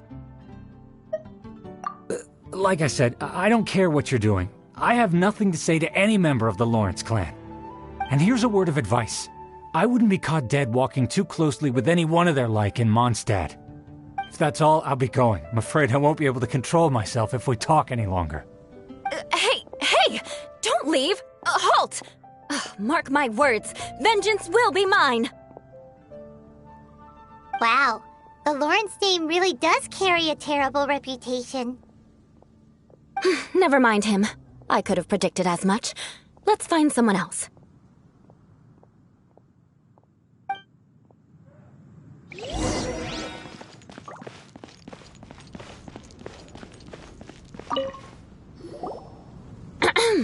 You there, lowly toiler. You stand in the presence of a member of the illustrious Lawrence clan. I have words for you. Please acknowledge the glory bestowed upon thee by the nobility, and solemnly kneel to the ground with utmost sincerity. Huh? Why don't you respond? According to the custom, I must wait until you kneel completely before I can say the next words. Right. I mustn't look at you too long, or I'll be drawing more attention to our difference in status. Oh dear, I've already stared at you for quite a while. Fine. You may spare yourself the formality of kneeling, as it may be a little inconvenient. I shall continue. Oh, wait. I think there's a line for people with rude attitudes in this situation. Hey, stop bothering me or else I might say something you wouldn't like to hear. Then again, I've got no words for anyone from the Lawrence clan. Again? What's with this attitude? Yes, I don't think his attitude will change. If I keep grandstanding like this, the outcome won't be good. Let's try to find someone else to talk to. I'll remember your unwillingness to comply. Mark my words, vengeance will be mine.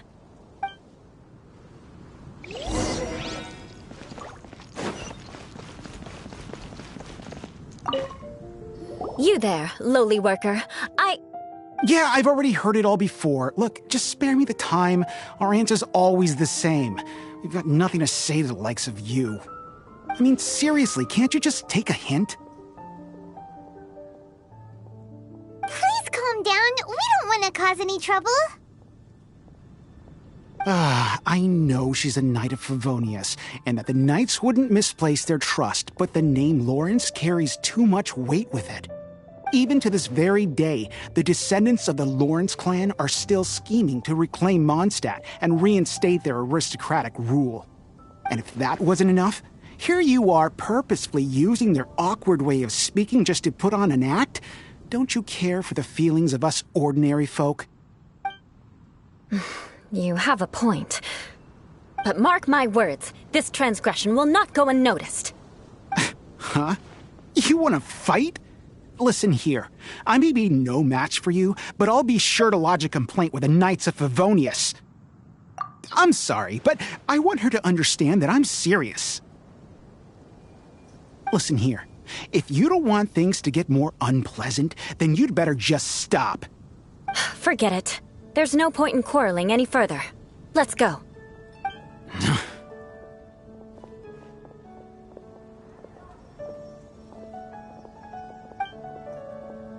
It's It's all right. This happens quite often. Let's find someone else to talk to.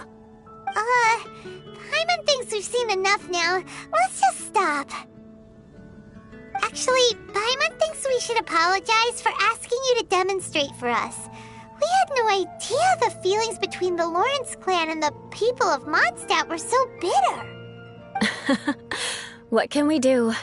The Lawrence name is already a dirty word among every household in Mondstadt. Even 3-year-olds know the story. I see this kind of attitude all the time. Don't worry. What with me being a Knight of Favonius, they're usually willing to speak a few words with me. Perhaps my aristocratic manner of speech provoked them today. Believe me, it's not a big issue. So this is the way things are normally for you? There's no need for them to direct their anger at you personally. That's the way things are. Perhaps it's just fate for those who have made mistakes. Accepting punishment is only fair, right? But when your family has committed atrocities, I'm afraid there's no easy path to reconciliation.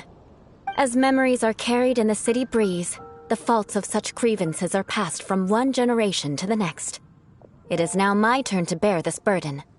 At least I have a means of living a relatively normal life compared to the elders of my family. I have nothing to be discontented about. Yeah, why were you so willing to try and demonstrate for us? Oh, that reminds me. That last person will not escape my vengeance either. Let's leave it at that. Just think of it as something I like to do. But unfortunately, you probably didn't learn much from those conversations.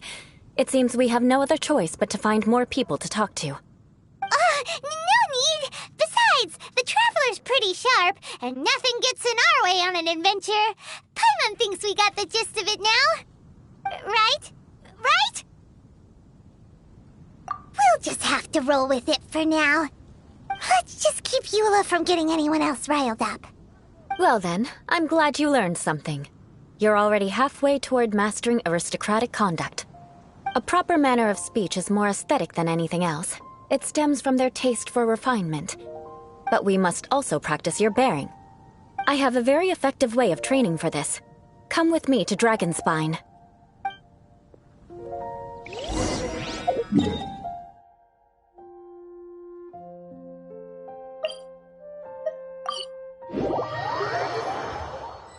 Only when it snows like this would I prefer to be at home than in a bookstore, where there is a well-stocked fireplace at home. Well, it's so cold. Does aristocrat training really need to be done here? If you wish to truly achieve the dignified conduct of an aristocrat, you must learn to remain composed and elegant even amidst harsh conditions. For example, you can see that part of the path up ahead is quite difficult to traverse. But a well-trained aristocrat would not only effortlessly proceed forward, but do so without a stain on their garment and their elegance fully intact. Paimon thinks we've left the realm of aristocrats and entered the realm of adventuring. Compared to what we've already seen, this should be a piece of cake. Paimon thinks so too, but you've got this in the bag. You look pretty confident this time. All right, let's get started. Remember, you must be graceful and elegant. Don't get knocked or launched into the air. That would be most unsightly.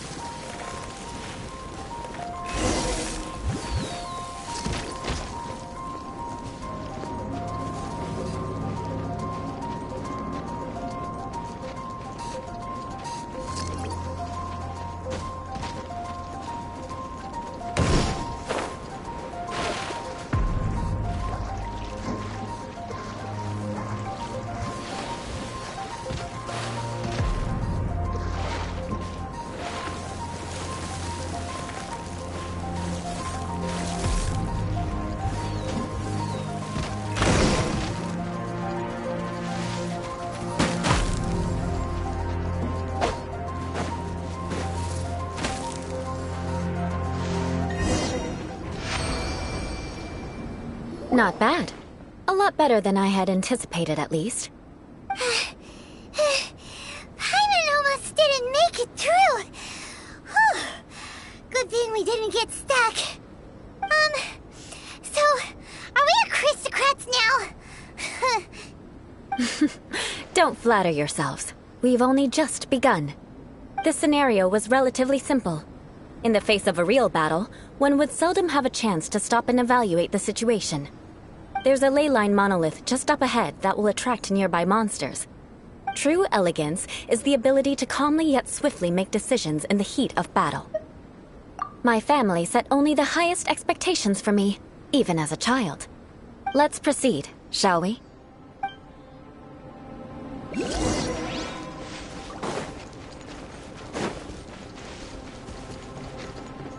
This is the ley line monolith. Go ahead, activate it. But be careful not to get launched into the air or frozen while fighting. That would be most unsightly.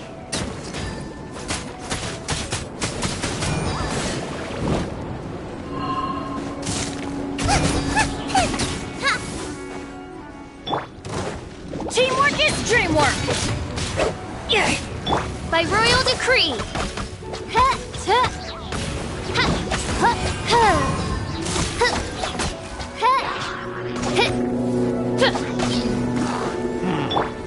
Let me weave you a verse. Midnight Phantasmagoria!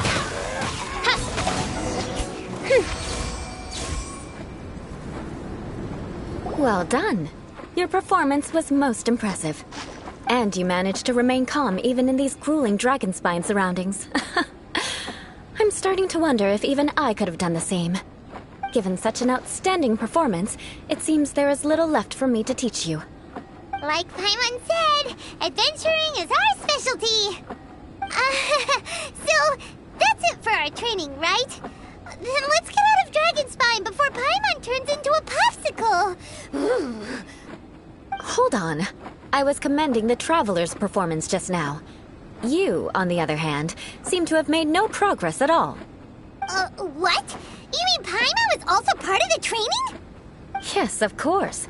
You were frantically flying and dashing about throughout the entire thing. Not an elegant sight at all. Did you even listen to anything I was trying to teach you?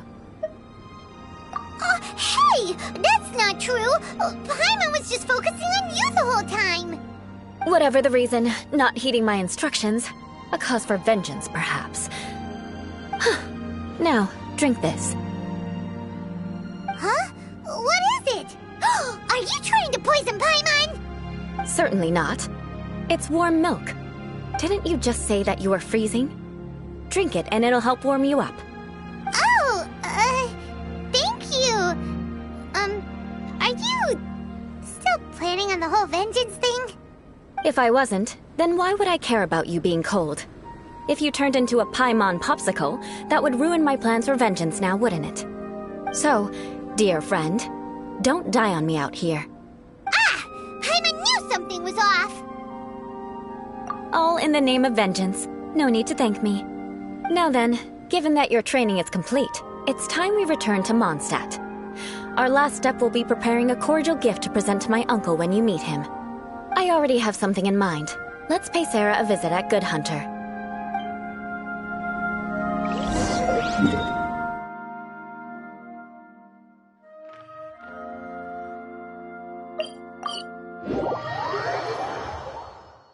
Ozzy, my dear familiar. Ozzy? What's gotten into you? Her Majesty, but...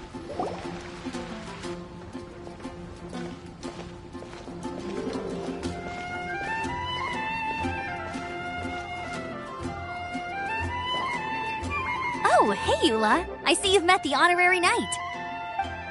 We meet again, Amber. Seems we're just bound to run into you these days. Well, I just got back and was thinking about grabbing a bite at Good Hunter. But now that you're here, why don't we all eat together? Very well. It's been some time since we've last shared a meal together. Come, take a seat. We can discuss my uncle's gift while we eat.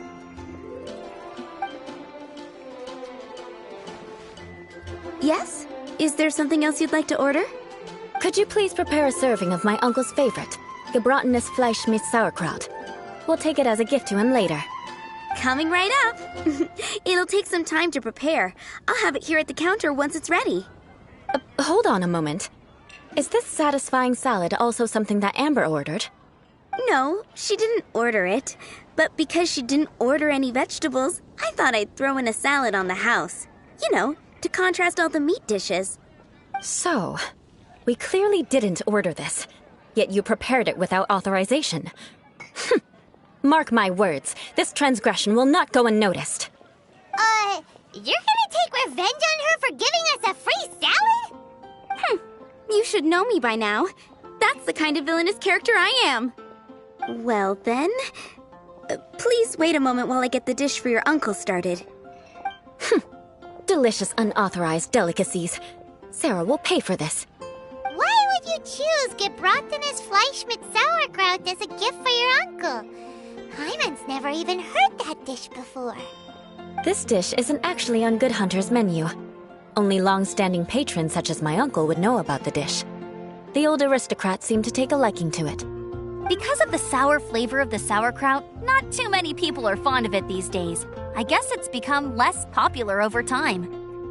Eula treated me to the dish once, and I couldn't even finish a bite. I've nicknamed it gebratenes Fleisch mit Vengeance ever since. Ugh. I never expected us to have such completely different tastes in food. If I weren't in such a good mood, I'd say that constitutes grounds for transgression.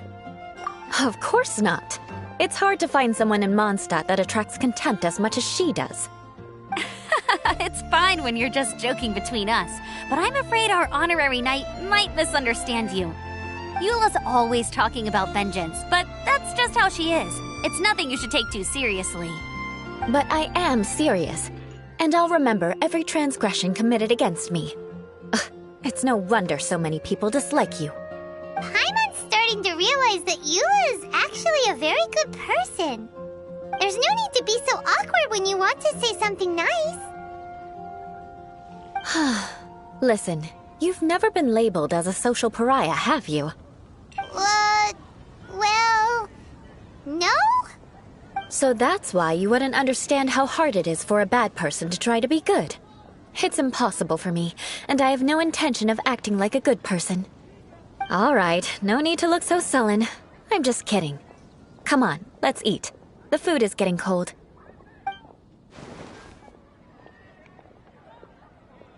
Oh, I'm stuffed. I'll see Sarah about the bill. No need.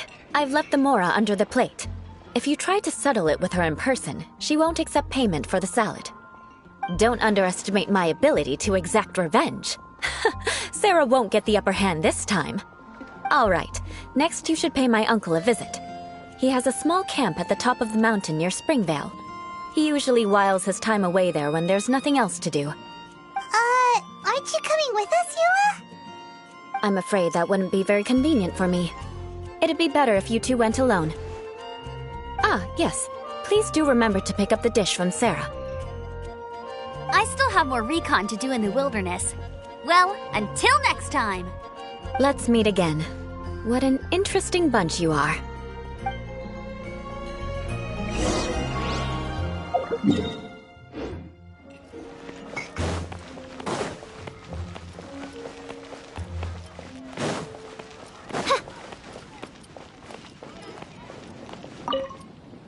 Here, the gebratenes Fleisch mit Sauerkraut is ready to go. Be sure to eat it while it's hot, otherwise the flavor will be spoiled. And by the way, don't worry too much when Eula says strange things. She's actually a very good person. Paimon's been meaning to ask. No one could stand the sight of Eula when she was trying to speak with the others in Mondstadt earlier. But she seemed to get along fine with you and Amber just now. What's up with that? The people of Mondstadt don't take kindly to anyone bearing the Lawrence name. They are unable to see past her family, therefore they don't actually see Eula for herself. So no matter what Eula tries to do, it's seen as a wrongdoing. It essentially strips the meaning of anything she tries to accomplish. How come you're able to see Eula differently then? Well, when she joined the Knights of Favonius, it caused quite an uproar. Many people signed a petition demanding that the Knights reverse their decision. At the same time, numerous members of the Lawrence clan crowded the entrance of the Knights of Favonius headquarters, clamoring for Eula to give an explanation. Whoa! So both sides ones were unhappy. That's right. So you can imagine how determined Eula must have been under such circumstances. But thanks to Grandmaster Varka and the unwavering attitudes of others in the Knights of Favonius, they were able to quell the unrest. Tensions still remain beneath the surface, I'm afraid. In the eyes of the people, she's a stain on the Knights of Favonius. And in the eyes of the Lawrence clan, she's a disgrace to her family. But she simply fulfills her duty as a knight, silently helping one person after another, myself included. People like Eula should be approached with care and understanding. She could stand to be treated a little more fairly. I believe a day will come when things will get better. Once everything's settled, we should go talk to Eula again. Paimon thinks we know how to communicate with her now. I'm glad. I think that would make her very happy, though she might not ever admit it. Take care. Please come again.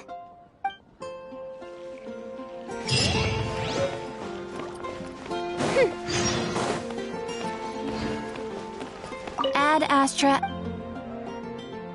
Thank you for completing. Ad Astra.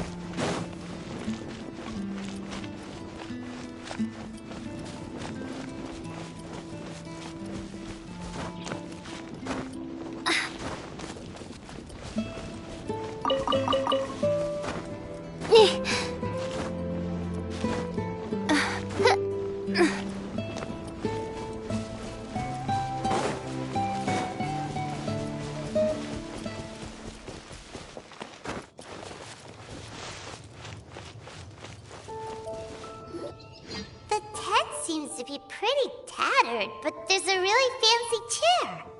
Could this be another aristocratic custom? Ah, it's you again. I thought I had rid myself of you two. A few humble words, huh? Yes, that sounds appropriate enough. Very well. I'm certainly not one to be narrow-minded. I'll overlook your previous misconduct for now and listen to what you have to say. Wow, this guy thinks so highly of himself. It appears I have misjudged you. Supreme brilliance. The glory of the nobility that continues to this day. A true loyalist. Impressive. My intentions were to test your humility. It appears you have become well-versed in our etiquette. Oh, so he was testing us. Sheesh, what an ordeal. Your conduct is satisfactory. I must say, such progress in such a short time is practically unfathomable. If I may ask, from whence did you learn such a civilized manner of speech? Ah, good. Very good. You are bright, and compared with the common folk of Mondstadt, you certainly have potential. If you were of aristocratic blood, your prospects would be promising indeed. By the way, we brought a gift. Paimon means we would like to present you with a small token of our goodwill. Could this be? Gebratenes Fleisch mit Sauerkraut? It's evident that your sentiment is genuine. As a young person nowadays, only with no small effort could you achieve such a dish. It's been so long since I dug into a big, tasty... I beg your pardon. What I mean to say is, since it's nearly mealtime, I shall partake.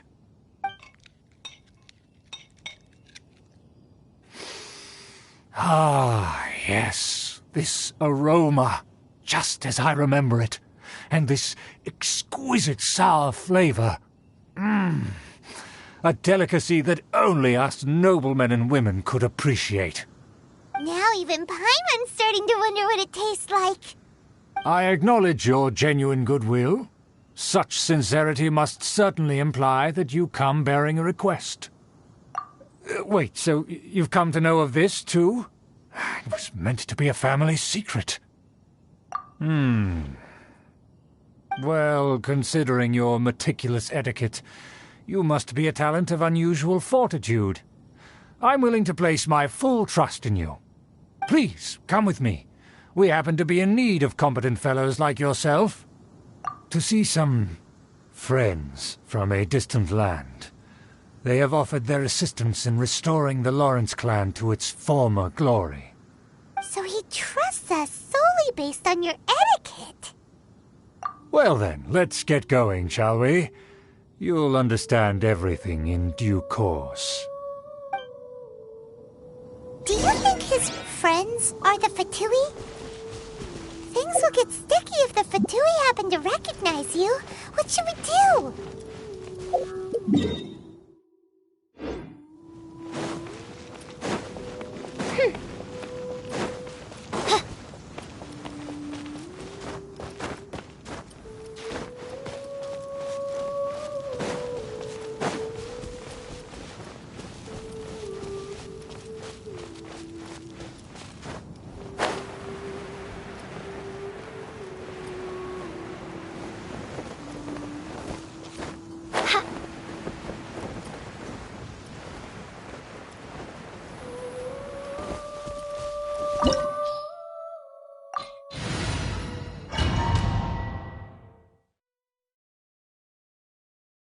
Huh?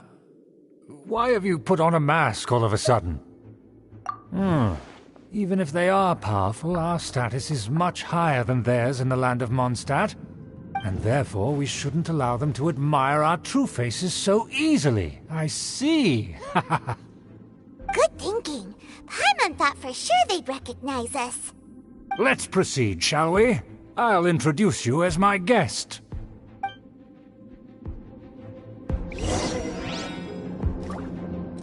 As you'll see in a moment, there are many already helping us. I heard that this area had already been purged once by the Knights of Favonius, but it's the only place around Mondstadt that is well concealed and spacious enough. Although it has fallen into disrepair and does not suit the tastes of the nobility, we simply have to make do for now. Sorry, can we walk any faster? Of course not. An aristocrat always moves with grace in his steps. Moving hurriedly is unacceptable.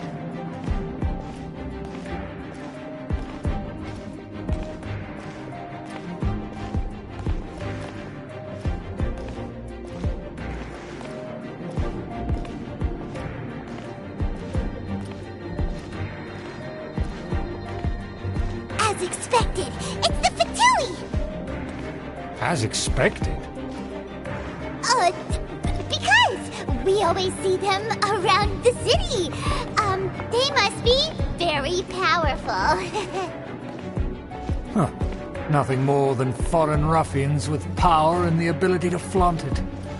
But they are favorable. Hold it right there! Who's this? If you really must know, they're my guests. If you happen to offend them in even the slightest, then you will be held accountable by the Lawrence clan. But this matter is of utmost secrecy. We must exercise caution. You dare question the ways of a nobleman? I don't have time for this. Make way! No need to sound all high and mighty like that. Fine. You may proceed. Good thing you're with us. They don't dare to question you. Of course. That is the benefit of prestige. In past times, it would be a dire offense to speak to a nobleman in such a manner. We could determine a person's fate with the blink of an eye. Huh. And such glory will return to me again before long.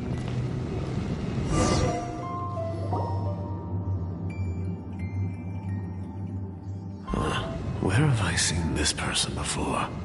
And who, may I ask, is this? We mustn't bring just anyone in here. This is our new ally that I've recently met. They are completely trustworthy.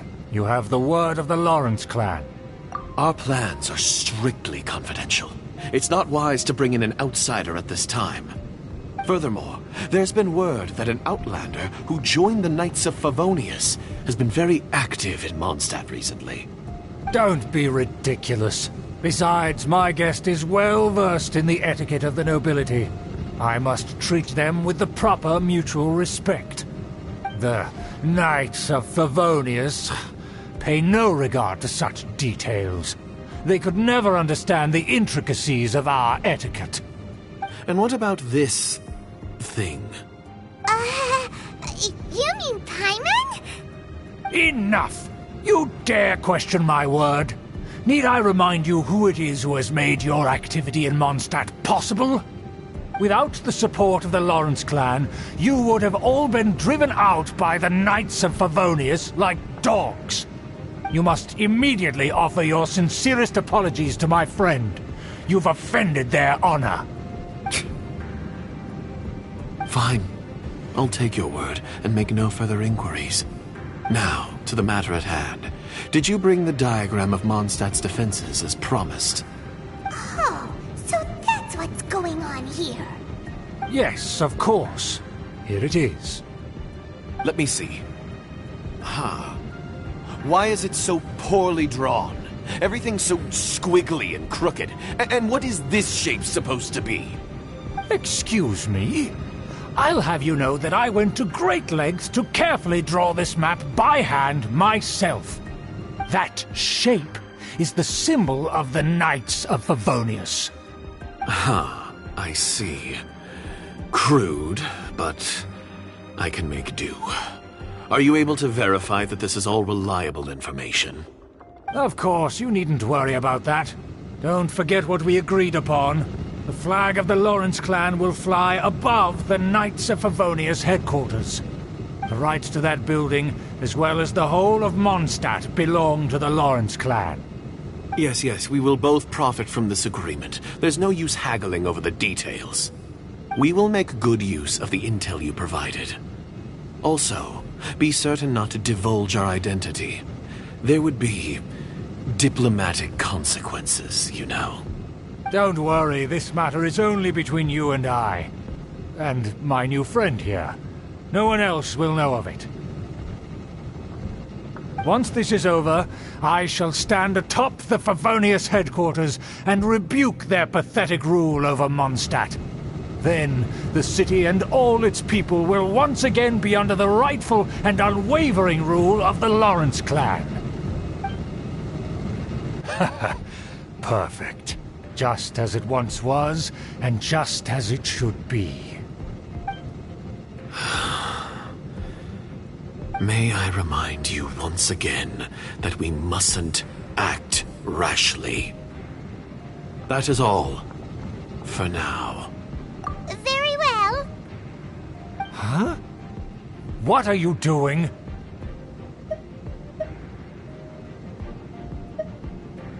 That's right! It's the Honorary Knight and their trusty companion, Paimon! We're here to crush your evil schemes into dust! Dust! So this was all just a ploy to deceive me! It's your own fault! Who would put so much trust in someone based purely on their manners? After so much planning, this is how it ends? Huh! We'll see about that!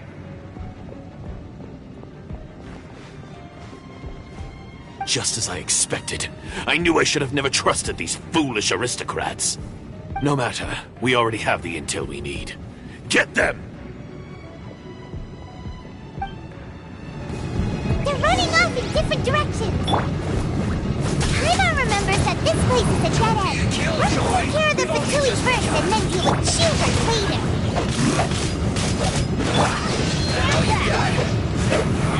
You can't run! Well, Eat this! don't be a killjoy! We've only just begun. Looks like I went too far. Let's end this quickly! Nice and spicy.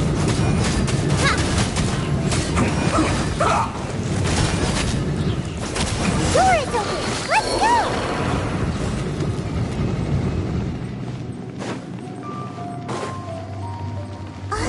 Is that Eula? Don't touch me! Get out of my way! I'll leave on my own! It seems we finally caught up with you. This place is crawling with Fatui. Oh, it's you. It seems your investigation went well. Aha! I see now. So you're the one that taught them our etiquette. And I thought you despised such pleasantries. Furthermore, there is a rule in our family. Such traditions are never to be taught to outsiders. Ah yes, rings a bell. So what? I had no reason not to teach them. You have brought shame to our family and ruined my plans. It's all for naught now. I know that you poured great efforts into these plans, Uncle. But you were well aware that it was not the right thing to do. As a Knight of Favonius, I could not overlook your actions. Knight of Favonius? Let's get one thing straight. I am your uncle, and you are a member of the Lawrence clan. You should strive to restore your family's glory. You still have a chance. Defeat every Knight of Favonius here, and leave with me. Then I shall plead with the family to spare you and give you a new beginning. So just to be clear, you want a Knight of Favonius to attack the Knights of Favonius? I shall say this one last time. You are not a Knight of Favonius. You are a descendant of the Lawrence clan. The blood of the Lawrence clan flows in your veins. You must comply with the will of the family. Since when have I ever complied with the will of the family? Why, you unruly maid! If anyone should be angry, it should be me. As a member of the Lawrence clan, you knowingly plotted against the city of Mondstadt and threatened its safety. Had you ever stopped to consider the trouble it would bring to so many people? Had you considered how many enemies you would make trying to keep the plans under wraps? You dare lecture me? That's right. In the name of the family that you so dearly revere, Uncle Schubert. I've never experienced the age of glory you always speak of. And I've never understood our family's incessant pursuit of it. But I am capable of discerning right from wrong. And I deeply understand what freedom means to the people of Mondstadt. The Lawrence clan should never and will never become what you've dreamed it to be. Oh, the disgrace of it all! How could such a rebellious monster emerge from our own family? Things are starting to get pretty hysterical here. Politeness and elegance seem to have gone out the window. That's enough fuss for today. You two, take him away. The honorary knight and I have other matters to attend to. Given that you've already taken action, I assume you've come across some conclusive evidence? Paimon took a peek at their diagram. Your uncle had mapped out all of the Knight's patrol routes and marked out key information about Mondstadt. And there was me thinking that he was just another elder of the family. And a lazy one at that. I never suspected he could stoop this low. So stubborn. Mark my words, vengeance will be mine. Let's discuss this later. Our first priority is recovering that diagram.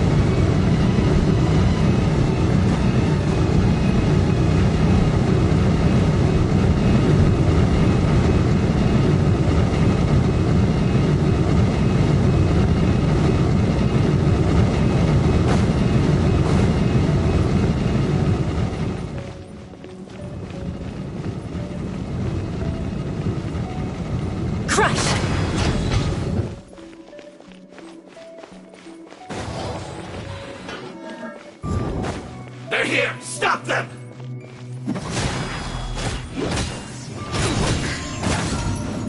Shudder!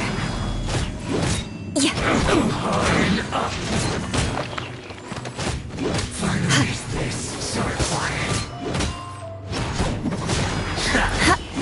More speed. Yeah. This is trouble.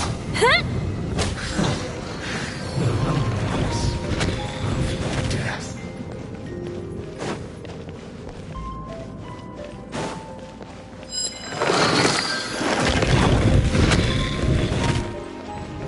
I condemn you! Let's move. You can't run! Well, neither can I. Rack and ruin! I feel like I get careless. What's this? Detoxifying heat! Yeah. You need to hurry Beg up! for mercy. No, my sword! Oz, reveal thyself! An unfortunate fault!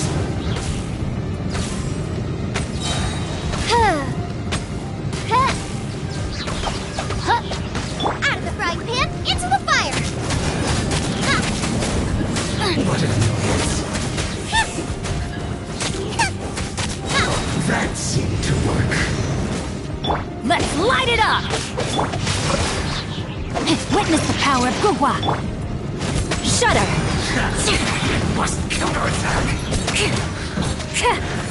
Loneliness of death. More speed. Beg for mercy. Rain outlines your fate. Teamwork is dreamwork! Time to fulfill Wings of darkness! Come, sever night from day! I condemn you!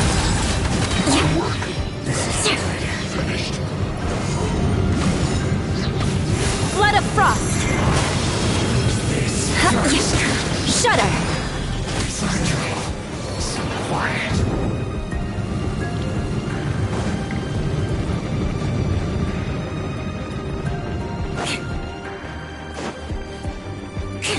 Crush!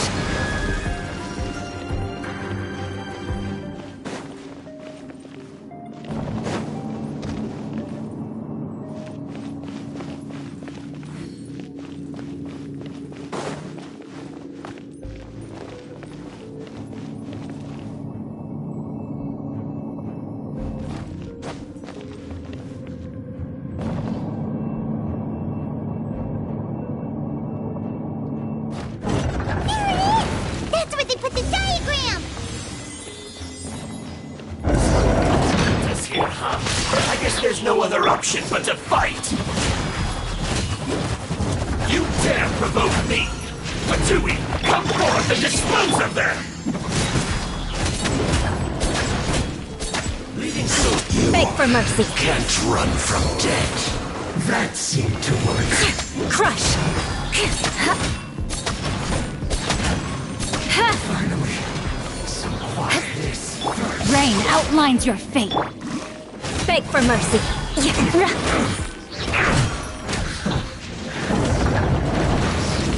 Of death. This must be it. They may very well have already made a copy of it. But without my uncle as their puppet, there'd be no use in them attacking the city. The Fatui wouldn't have relied only on your uncle. True. But if their plan had hinged purely on taking Mondstadt by force, as opposed to with the help of a puppet, they could have spared themselves the trouble. The Fatui are dishonest, but they wouldn't go as far as to start an open war. Their opposition wouldn't just be Mondstadt alone. Anyway, I'll inform the acting Grandmaster. She'll know how to handle things from here. Oh yeah! You suddenly appeared at just the right moment! Yeah, about that. Because you stole my targets by attacking the Fatui I'd been tracking earlier. I came to exact my vengeance. You tried to do my job for me, and I'm here to return the favor. Finally! After all this time, Paimon understands what you're saying! In reality, you sensed that something might happen to us during our investigation. You were worried about us and your uncle, so you brought a team to take a look. My purpose was vengeance. Don't twist the story. You don't look too bright, but it turns out you have a knack for scheming. And mark my words, I'll remember that. Hey, what do you mean Paimon doesn't look too bright? You have seeded a deep enmity between us. Just you wait. Even if you were to be completely destroyed, I would never forget you. Bring it on! I like your fighting spirit. I'll take this diagram back to the Knights of Favonius and take it from here. Sure. Well, see you around. That you will.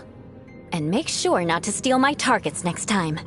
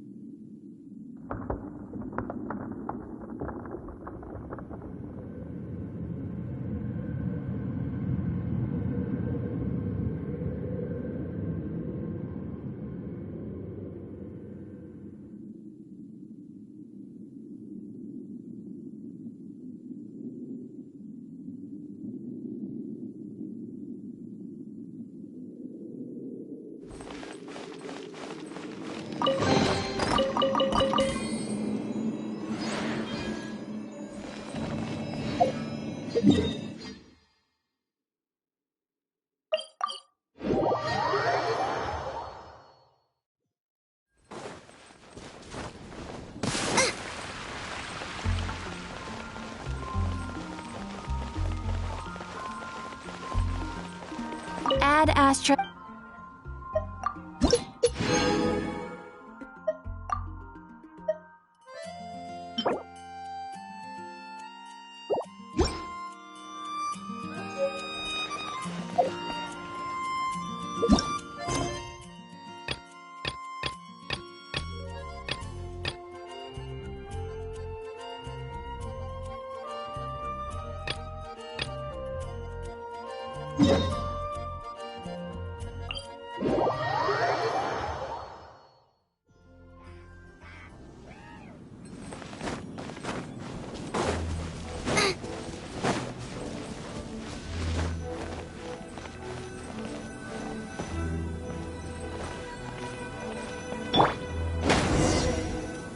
There's the time to my hammer. Another test subject.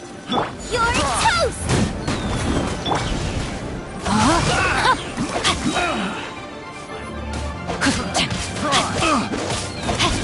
By royal decree!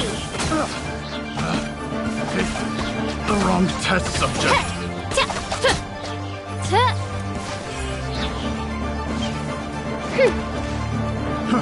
Fry! I got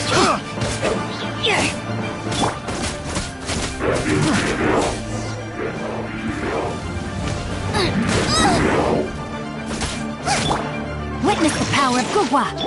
Oz, reveal thyself!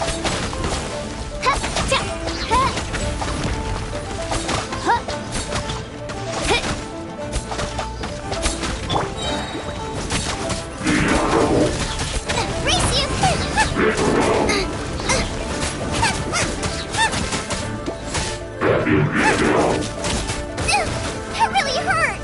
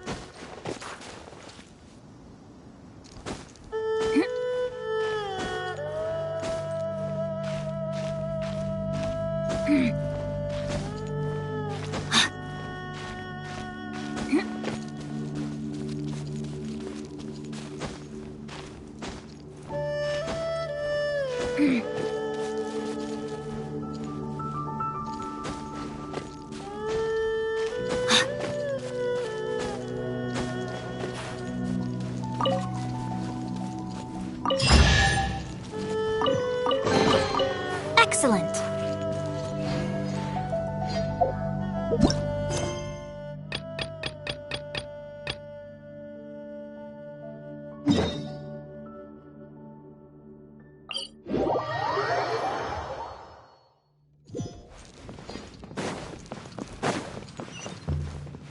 Time to act.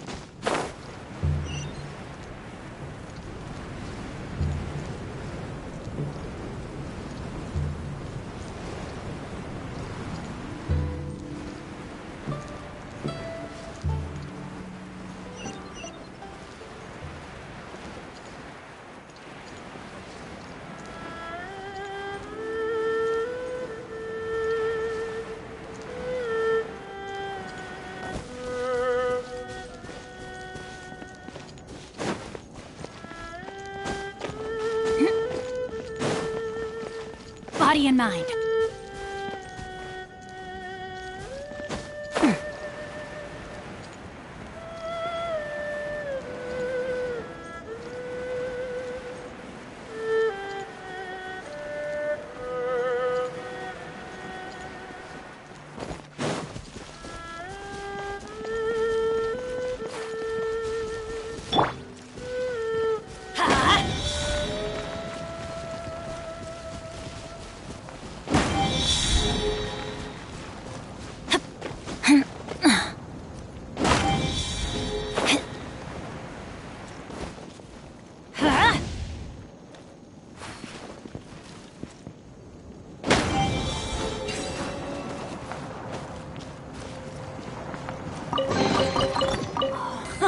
It's a miracle!